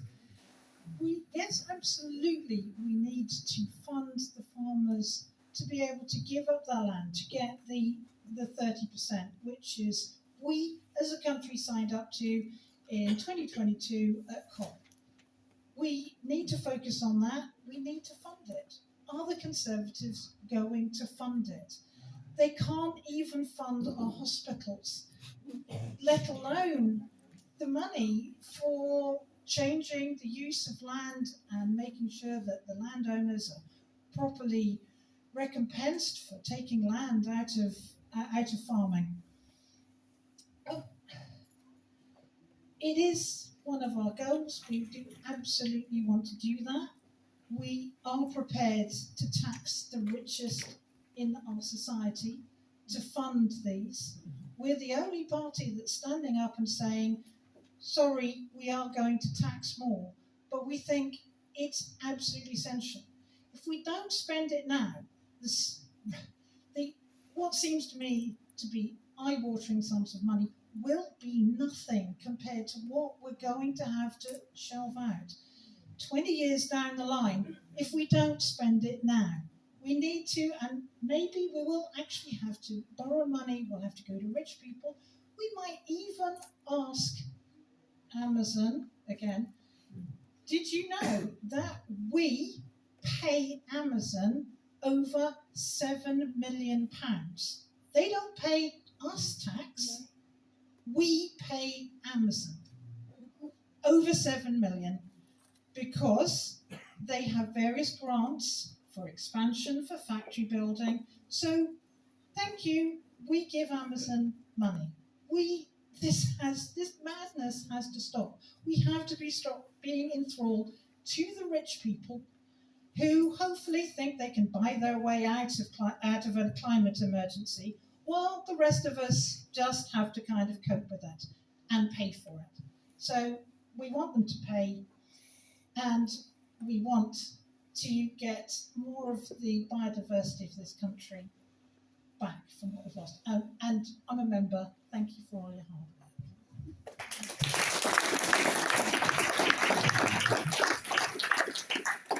I mean, at some level, it's back to the question of you've had 15 years, but specifically in agriculture policy, you've had 8 years. 8 years since the vote to leave the European Union, and ELMS and the rumours and the uncertainty were the single biggest headache for farmers right through until the last few weeks, when apparently this new Magic Agriculture Act is going to solve all these questions. It really isn't. It's created more questions than it's answered for farmers, let alone the rest of us. It's slightly difficult to answer your question with all respect, because I suppose you're asking me, I feel, how I would fulfil a Conservative Party policy. Let me give you some alternative policies to this. We've got to be so much more ambitious. Our manifesto commitment is to double the amount of nature in this country by 2050, double the size of the protected area network, double the area of most important wildlife habitats, and double the abundance of species, and double woodland cover by 2050. I'm incredibly proud of North Norfolk District Council's record in achieving 120,000 trees planted in their first term of office. I'm incredibly proud of our commitment in the manifesto to planting 60 million trees as part of our costed balanced manifesto to deliver on those pledges. I think to actually address the balance that I mentioned earlier between farming as communities and way of life, farming as environment, and farming as economics and the business model, and our food security, we have to do it in a sequential order. It starts by looking at our food security. It then has to move on to looking at our regulators, our grocery regulators, and how we legislate to make sure that the right food is available at affordable prices to consumers. Otherwise, this whole thing is bonkers. But we have to create the dynamic tension. It can't just be solved through farming policy. We can't rely on farmers, for God's sake, to fix our food crisis, manage our land, deliver on our environmental goals. And that's why I shared those doubling targets with you, because that's got to be the counterbalancing force that creates the tension that leads to the real change. We've shown we can deliver it locally, and as your MP, I'll help us to deliver it nationally. I think we were only to wrap up at half 8. 8, so we've probably unfortunately only got time for one question, but I'll take one from the. Yes. Thanks for the panel. But how many people on the panel have heard of Professor William Hatwell, Professor Julius Curry, and Lord Monckton? How many people on the panel have heard of these people? I have. Well, how can you make decisions for us when you haven't heard these people speak? Because I really do think that you need to. Thank you for that. Okay, I'll take another question near the back. I think the lady there was the first one to put. We've spoken about basically the need for better health, better nutrition, better housing, better air quality. So my question is, how are you going to stop the donations from Big Pharma, Big Fuel, Big Auto, Big Food, who else is there? Big developers, who will, thank you, Big Fuel, Big Petrol. How are you going to stop these companies basically giving political donations to effectively you guys, who then get VIP access and lobbying, and it doesn't really matter what the rest of us basically vote, because at the end of the day, it's they that basically dictate what you guys do.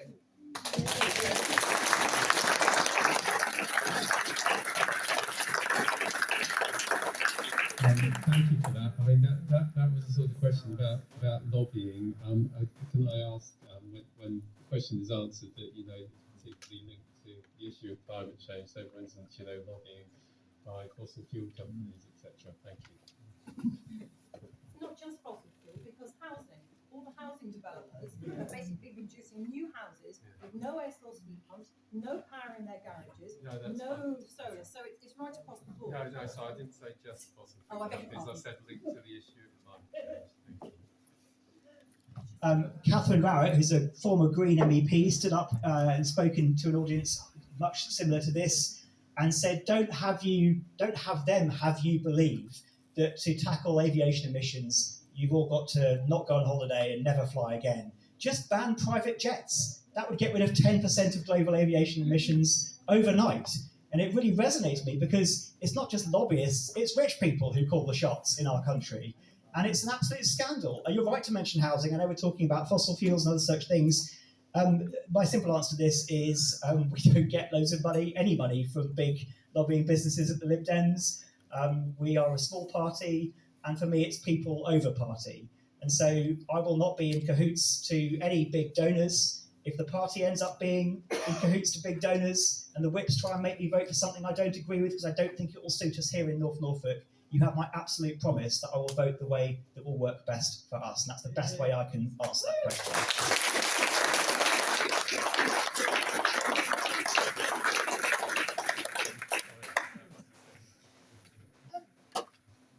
The Green Party is certainly not funded. No one is interested in giving, of those groups are interested in giving us money. We are probably even poorer than the Liberal government. Somehow, strangely, all of those big vested interests are not interested in giving us money. One of the things we'd like to do, which is done in a number of European, Canada, I believe as well, is that political parties for the electioneering, their election expenses are publicly funded, partly publicly funded, subsidised. It then means that, I'm sorry that the public has to pay for it, but it cuts out the donations from big companies. You're all on a level playing field. There are a number of ways of working out to make sure that the money is divvied out properly. It is done in many other European and Canada. I think we should adopt that here.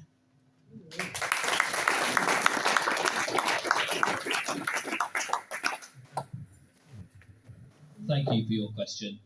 Look, absolutely, we should have clear, transparent, proper processes and rules in place. And it is absolutely wrong in our parliamentary democracy that big donations are being taken in for any political party, all of them, I think this Labour Party is getting most of the donations these days, and that actually they should always be dealt with properly and appropriately, and it shouldn't be that those with the deepest pockets, such as house builders that you're suggesting, are funding the changes that we see in this country. I don't believe that is right at all.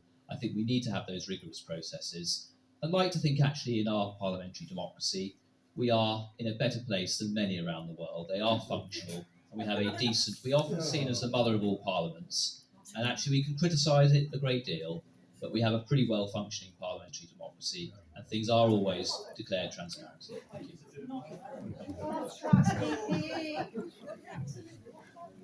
Thank you very much. Thank you. As I say, I'm really sorry. I don't think we have time for any more questions. So I'm sorry if you had anything burning that you wanted to ask. I wanted to know about the stuff that's being sprayed in our skies and about engineering the weather and the actual proof that it is actually helping the climate. Yeah. Sorry, I do need to.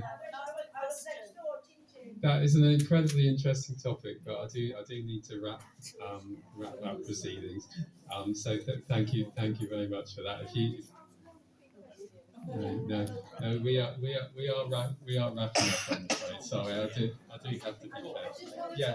If anyone is going to do anything about improving our cycling infrastructure, Oh right, because okay. we're talking about getting better health for people, we've had and I just really think it's such an important thing in Norfolk to get places connected. So Thank you very much.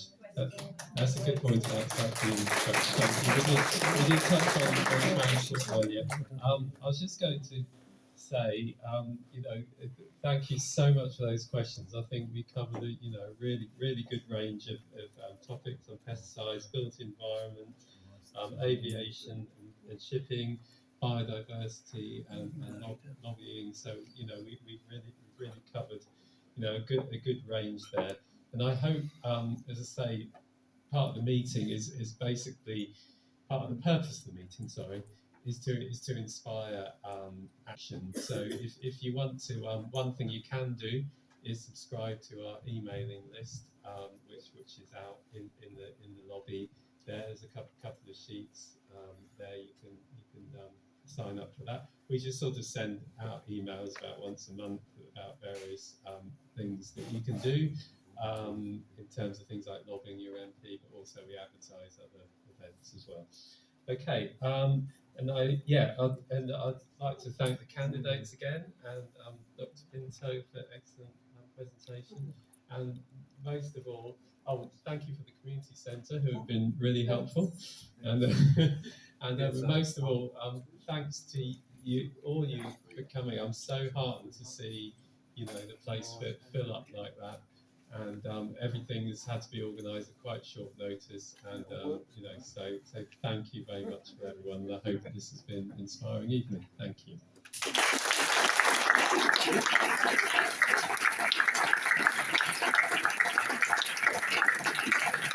Okay, sorry, we are serving tea and coffee afterwards for about half an hour.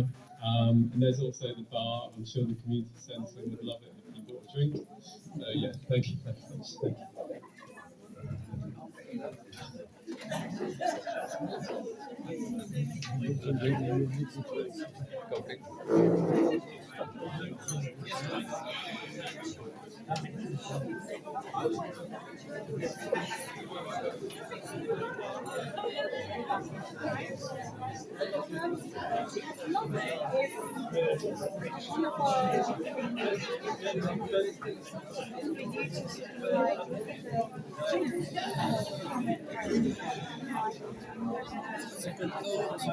Sorry? So that was a clever thought. Oh, yes.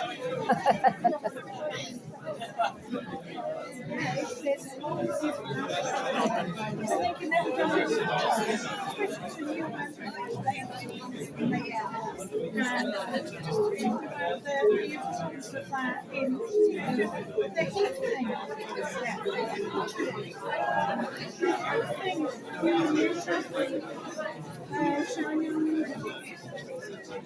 Something you can do now when you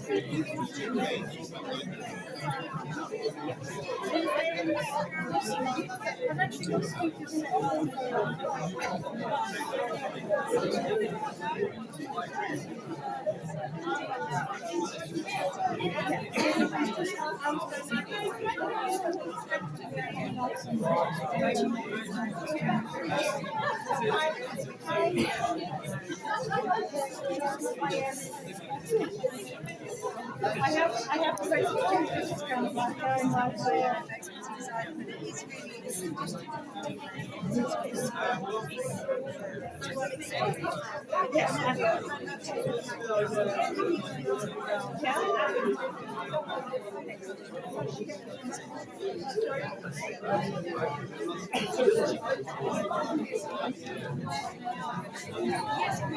but it is really not just the buildings,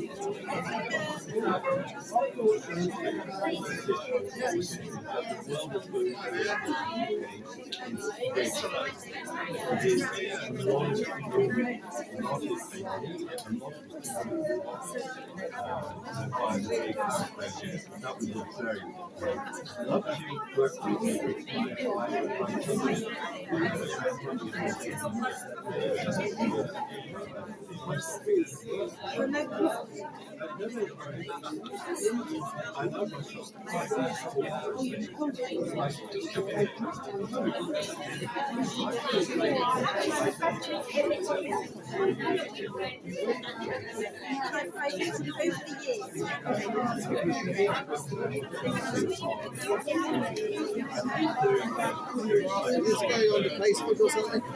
YouTube. Oh, right, okay. YouTube.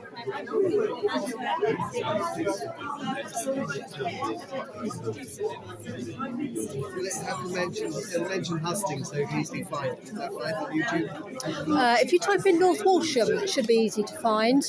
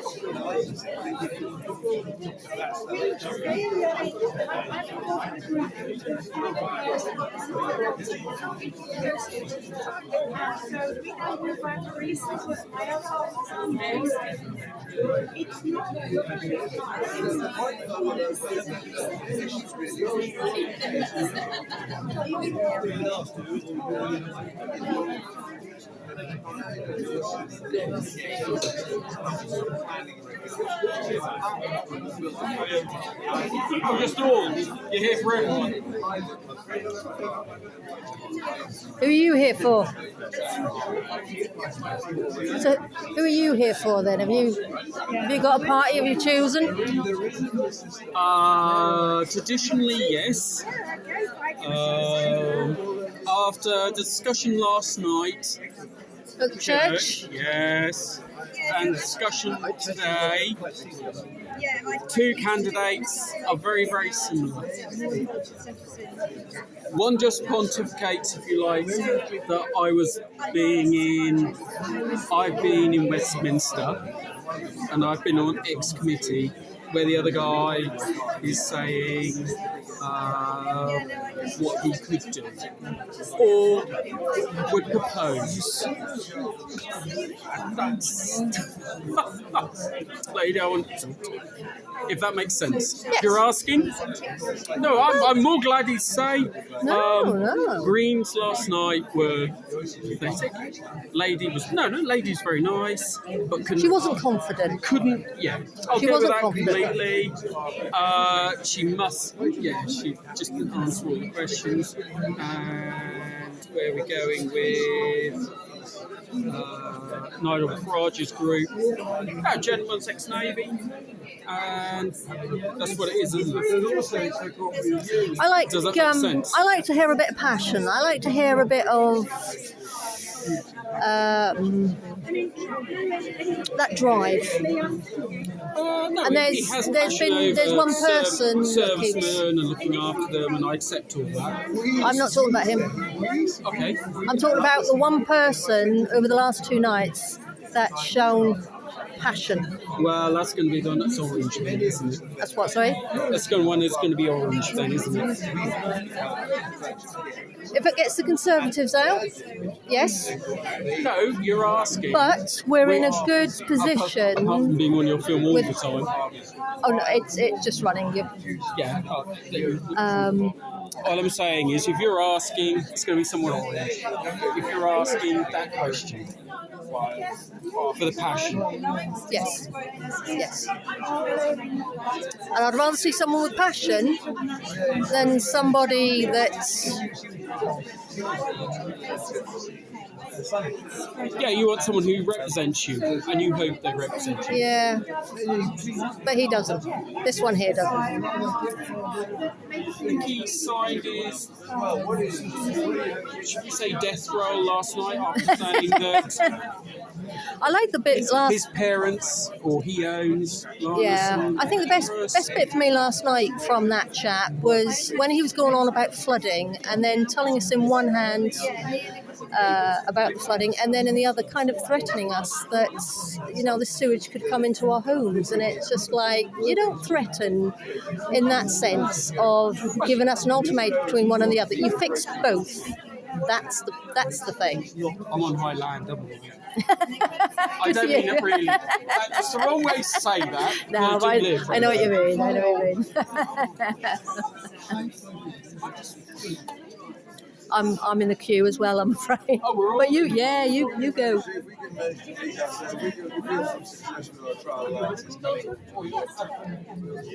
Dr. Simon Parsons. I'm paediatrician.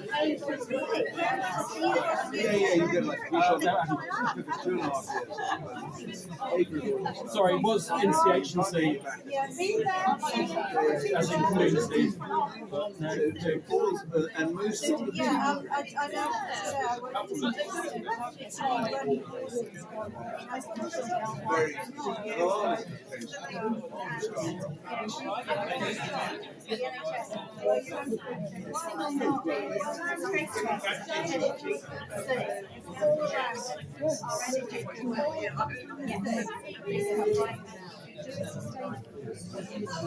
I know. I would be on my knees instantly. It's all around, so why not use it for free?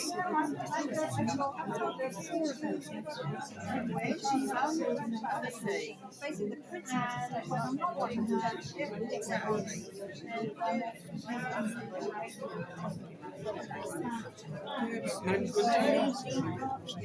Management day, and I'm not here to pest you. Local, I would say local, as in, so that's going to be the community health care system. That closed all of the community hospitals. I know I'm the little people, but they've closed them all. And now they all whine. I don't know where you practice. I was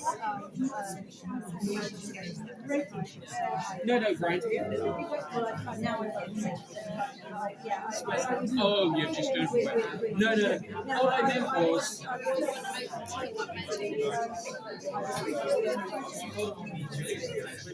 No, I get that. No, the air. I didn't mean the area. I just meant community health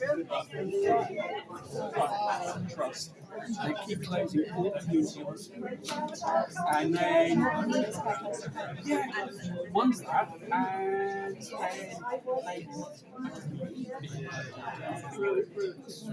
but they really or even better, it's you've got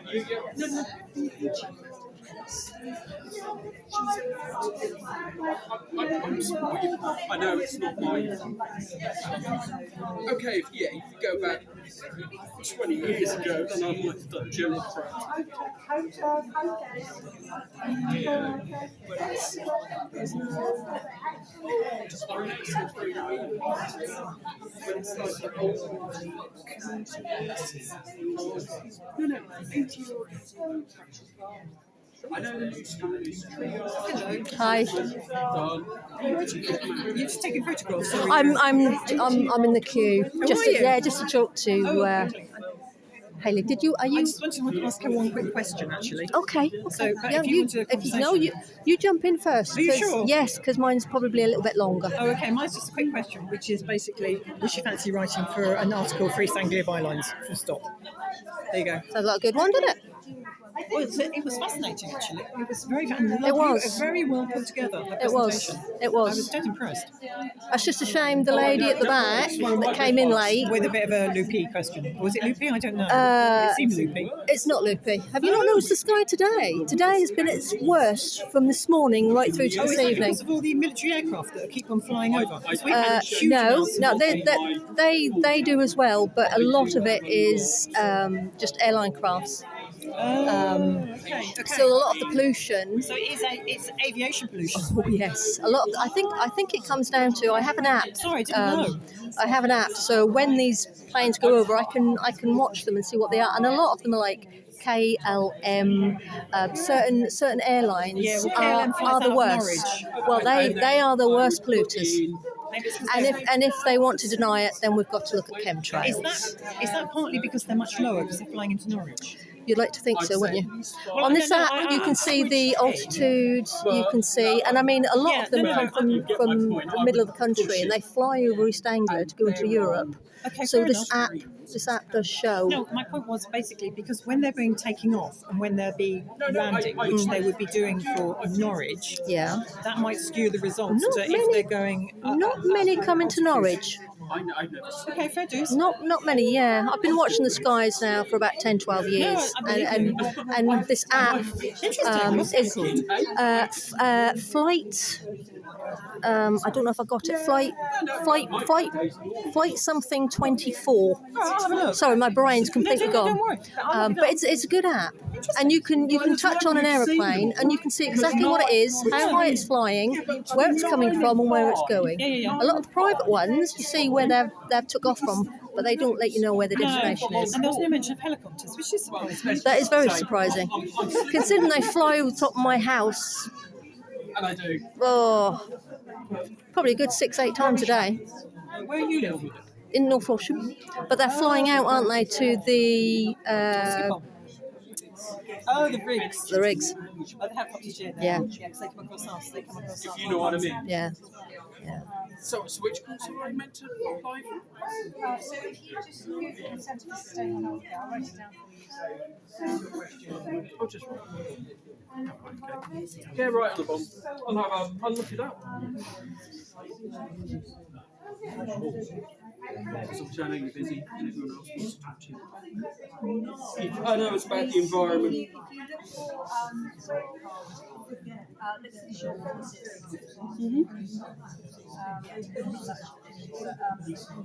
I was going to different to the ones we have to do for upgrading, don't we? Keep my GMC licensing.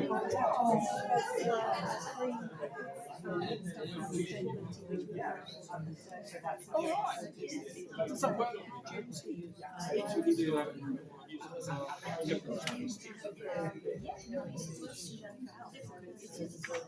So this is the stuff as well. You don't do accreditation. No, I'm not. You can see by my age, I'm fed up with electronic. You need another certificate to prove to the practice manager going, I've done the course. My GMC number's up to date.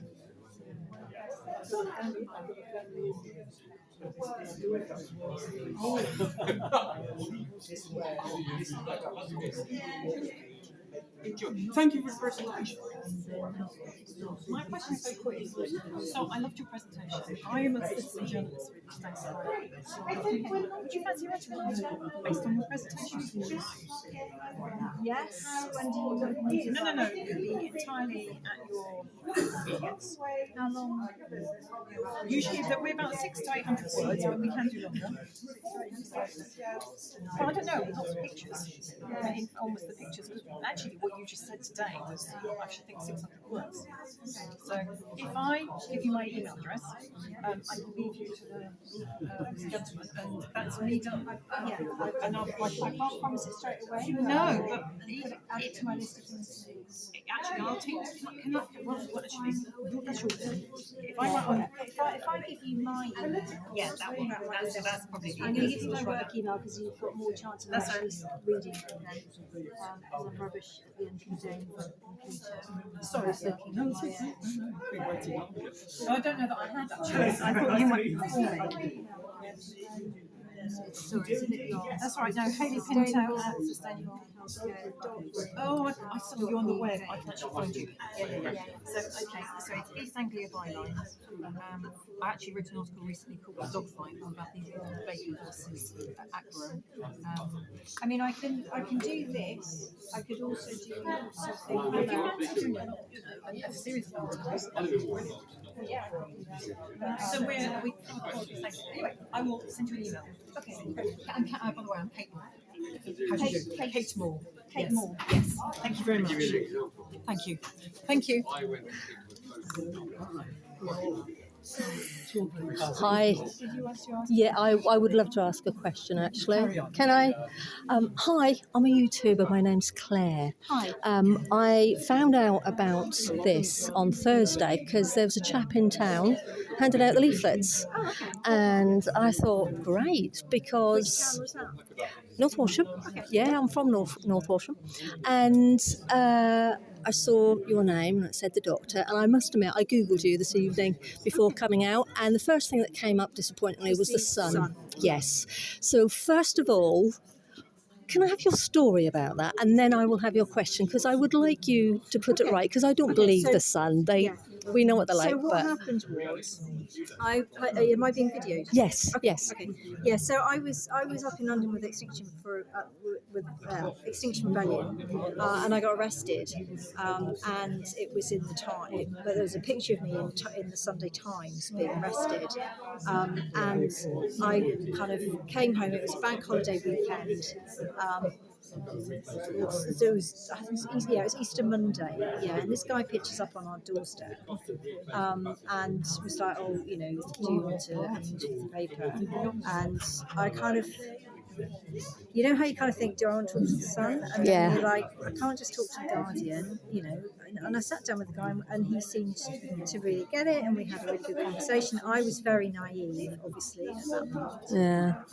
And basically all he wanted was a picture, so that he could write. I mean, my daughter is still incensed about the fact that there was a line that was something like, it was Ms. Pinto, whose hubby is a GP, not that I was a consultant psychiatrist.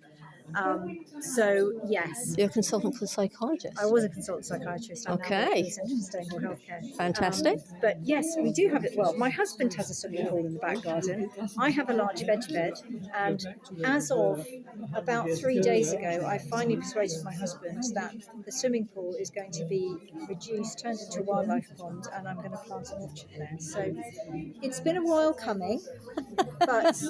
Well, I'm glad you put the story right, because the Sun made it out that you were in front of an ambulance and stopping an ambulance from getting to a hospital. Okay, right. And I thought, what a load of bollocks. Okay, so first of all of the protests that I've been on that have involved blocking roads, we have cleared the road in less than, I would say, 2 minutes. If somebody shouts down the line blue light, everybody gets off the road. So there is absolutely no way that we, obviously traffic congestion blocks ambulances. Yeah. But it does anyway. It does for the London Marathon and the Lord Mayor's Parade. And also, if you want to talk about ambulance delays, let's talk about cuts to the ambulance service. Because it's not the odd protest that's causing problems with people not getting ambulances to their door and people dying as a result of having to wait so long for ambulances, it's cuts to the ambulance. Yeah. So Yeah. don't even start me. I could be here all night listening to you, to be honest with you. My question, thanks for answering that, because I can clear it up with my wife now, because when we were at home it was like, it's the sun, for God's sake. And I thought, I'm going to ask you, plain and simple, because in case anybody else Googles and the first article that comes up is the sun. Do you know what I mean? I was just like, well, and actually I was still working in the drug service at that time, and there was something a little bit funny about it as well, because obviously being arrested and working with a drug using population, most of my patients had been arrested at some point, so they thought it was great.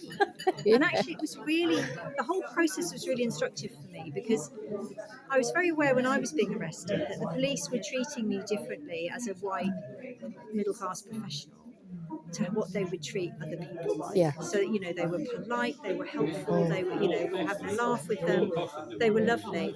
But I was very aware that I was in a really privileged position with that, and that it wouldn't be the same for other people. Having said that, when I went to court and I had a judge who basically said, climate change has nothing to do with this, I don't want to hear anything about it, wouldn't let us talk about it. Really? That sense of being utterly powerless and of having people talk to you in a really patronising way about things they don't know what they're talking about, and having no power in that experience was very instructive. I think as a white middle class professional, you don't get that very often, and it really made me realise how tough it is. I had a little window into how tough it is to be in that protest. position. Well, this is my protest. I go to YouTube because I physically I cannot protest out on the streets. I can't risk it health-wise, physically. So this is my next best thing. So, But it's so important what you do. Yeah, because inclusively, other people can listen to what has happened tonight. Do you know what I mean? That's one thing. But my question is, the lady that came in last was actually, she, I don't know who she was, but she said about the pollution in the skies. The one about geoengineering. That as well, yeah, because today in Norfolk, in North Walsham and in Wroxham today, from this morning right through to me coming home from work about 5 o'clock, the skies have been non-stop, flying back and forth, with all this pollution. Is it safe to call it pollution? Does that come under your... They're two different things. So air pollution is largely burning fossil fuels. So some of it obviously comes off sort of chemicals and stuff from agriculture. Yeah. So that is the problem there is at ground level, because people are breathing it in. Actually, that air pollution, particularly fossil fuel air pollution from transport primarily and sort of coal-fired stuff. Every single plane today has. Oh, the aeroplanes. Yeah. So yes, again. So that's emitting greenhouse gases right directly into the atmosphere. And then it slowly comes down. I mean, the BBC admitted, or they actually did a thing online to say about aluminium particles in chemtrails. And I've watched over the last kind of 10, 12 years of the skies.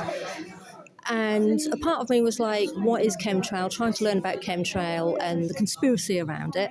But also, I was telling the lady earlier, I've got had an app now for a while that tells me what aircrafts are flying over. And so many of the aircrafts are air passenger, can't say it. Air passenger. Thank you. That are obviously going on holiday because of the threat, I suppose, around Bacton to do with the wars and everything. There's definitely been an increase in the RAF and in the American military up in our skies. I've got photographs of it, of the planes and the identifications of them.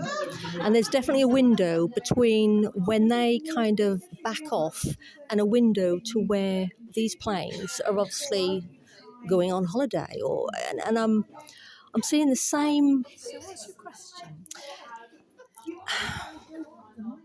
What damage is that doing to us? Because it's coming down, isn't it? We are going to be inhaling this. I mean, it's not my area of expertise, but I would say that, you know, in terms of toxins in the environment, you know, that is the least of our problems, really, I suppose.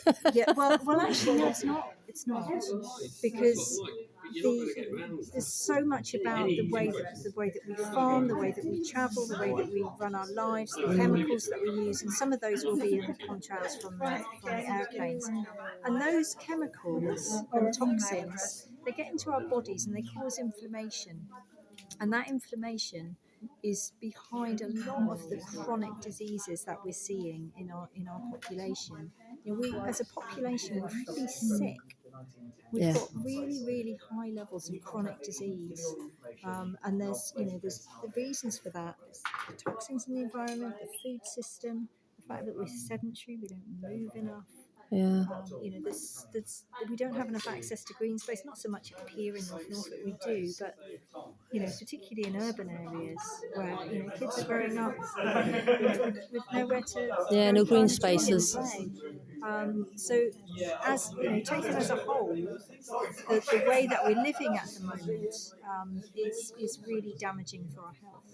Yeah. And I think that we need, the penny that needs to drop is that actually we think it's great, a lot of the stuff that we have.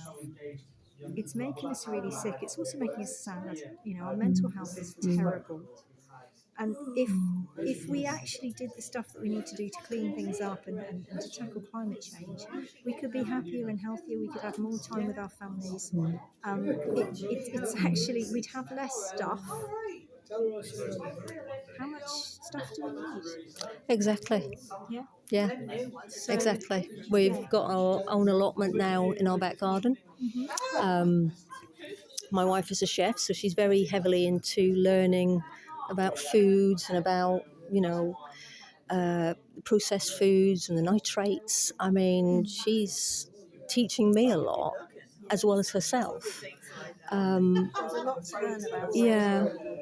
Yeah.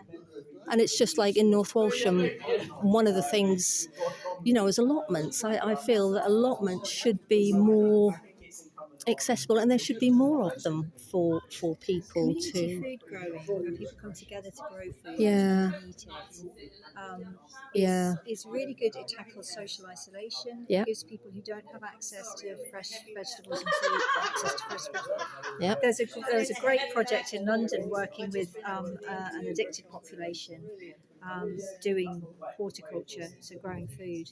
And, you know, from my experience of, 20, 30 years working with that population, you know, and I had people saying to me, well, you know, when I was 7, my mum told me if I wanted to eat, you know, I had to find it myself, so I've eaten out skips since then. People who lived off pot noodles and a packet of crisps. Yeah. And that population, growing food, having the benefits of that physical contact with the earth, but also taking fresh vegetables home and eating them. Yeah. It's just amazing. And that was, you know, of all the you trying to get people into groups, they said they had a waiting list for that group. People, it was the one that people really turned up for. Really? And it did so much good. And there's lots of different projects like that, and it also really helps to tackle social inequality. So I don't know if you're aware of Incredible Edible. So that was set up by some women up in the north. I think I am. Yeah. I think that's come. Yes. Yeah. And they basically said, well, there's this empty land that nobody's doing anything with. Rather than go through all the planning permission and the, you know, what have you, we'll just do it and say sorry afterwards if they're not happy. Yeah. And they just started growing food in places and saying to the community, you can come and eat it. Yeah. And that's spread all across the UK, and they do amazing things. And I would that brings love to see that in communities North together. Walsham. I would love to see that in North Walsham. I really would. Yeah. Because even though we live in a rural county and there is some green space around, there's a lot of kids who never leave the house. I mean, I live in Marsham, and we've got, you know, Marsham Heath, which connects to Coulston Heath and Buxton Heath. All the way through my kids growing up, I used to take them out there, they'd run around, climb trees and what have you. So where are the other children? Yeah. Where are they? As Yeah. a kid, I would just be Yeah. outside all Yeah, the time. climbing trees, scrumping, And I you know name it, yeah. working, my friend Jo Beltman, who works in children's health, saying, she used to work in obesity clinic. Just the amount of time these kids are sat in front of screens, Yeah. is phenomenal. So no wonder they Yeah. can't sleep. They don't have time to get outside and run around. It's no good for their brain development and their mood. And a lot of them don't even know where their food comes from. Yeah, my wife was coming across when she worked in one of the Norfolk schools that these young kids didn't know where a burger come from. They didn't know that, bacon, and it was, and I mean, there was one butcher's I remember in Norwich that had to remove certain things off their window because it was upsetting the children when they were walking past going to school of pigs' heads and it's different birds, and it's like, why are we shying our children away from this We're when embarrassed about it. Why are we doing it? 27. Yeah. That's the last one to get Yeah. organised. But yeah, when you ask a kid, where does milk come from, and they say Tesco's. Yeah, exactly. Yeah. Well, thank you, and nice to meet you too, and good luck with getting your orchard in the swimming pool. Thank you.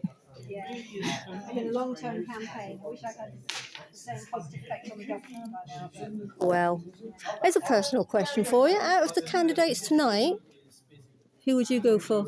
Yeah, 7 o'clock. Me too. No, I'm saying it all. Thank you.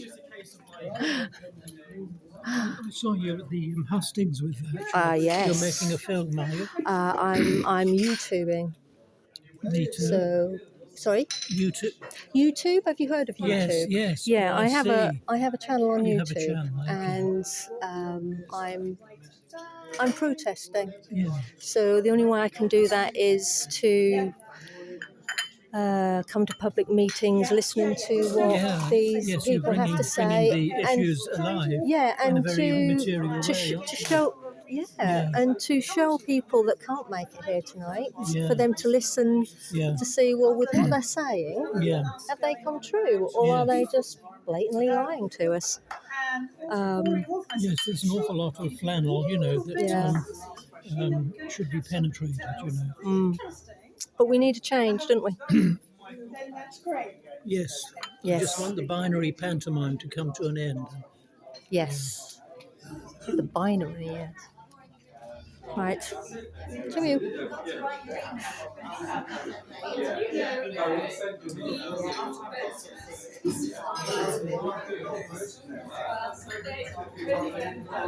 The bar. We have the kitchen. And that was tonight's meeting.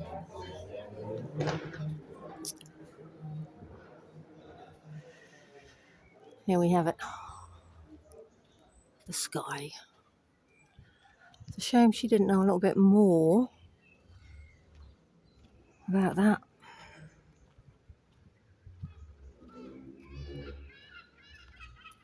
I think what disappoints me is when we have a really nice day. We like to see a nice blue sky.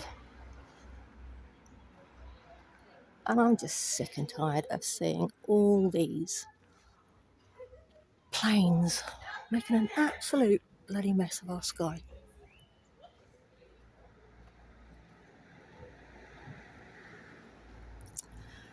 So,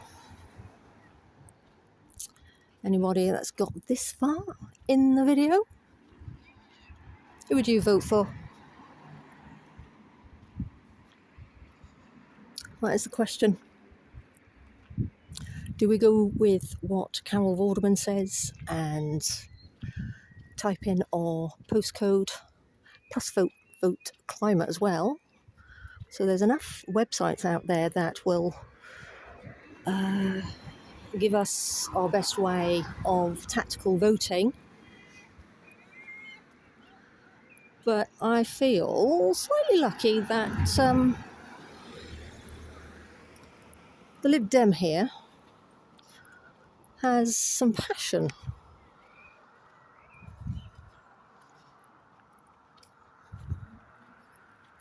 about what he's actually doing and what he wants to do.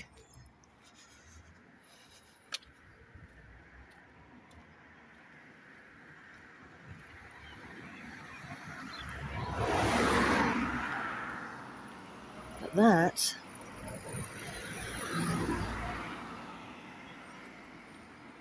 wow. Hey, Chester.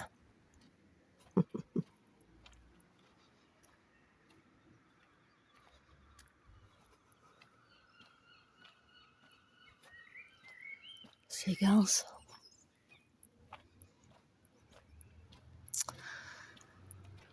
I'm going to leave you guys with the advance warning. Expected delays, North Walsham. The Carnival Parade on Saturday, the 29th of June. I hopefully will be in and about North Walsham.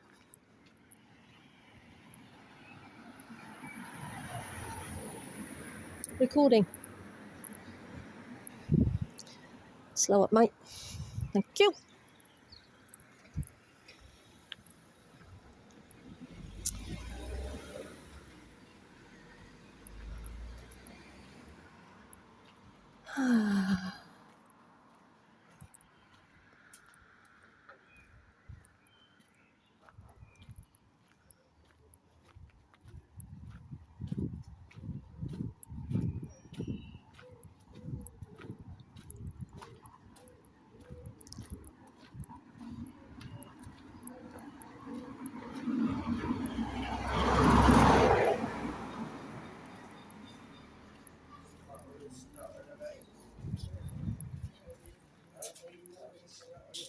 Bye. See you later, Steve. See you later.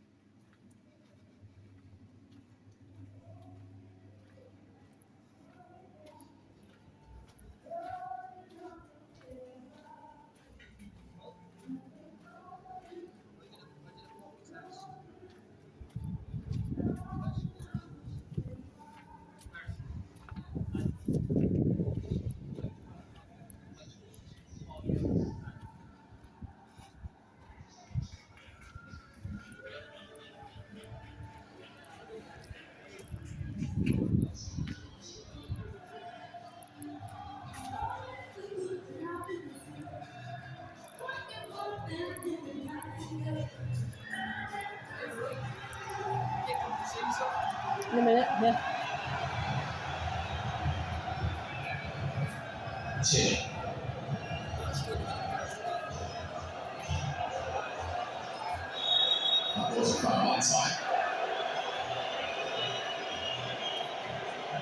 One all, eh?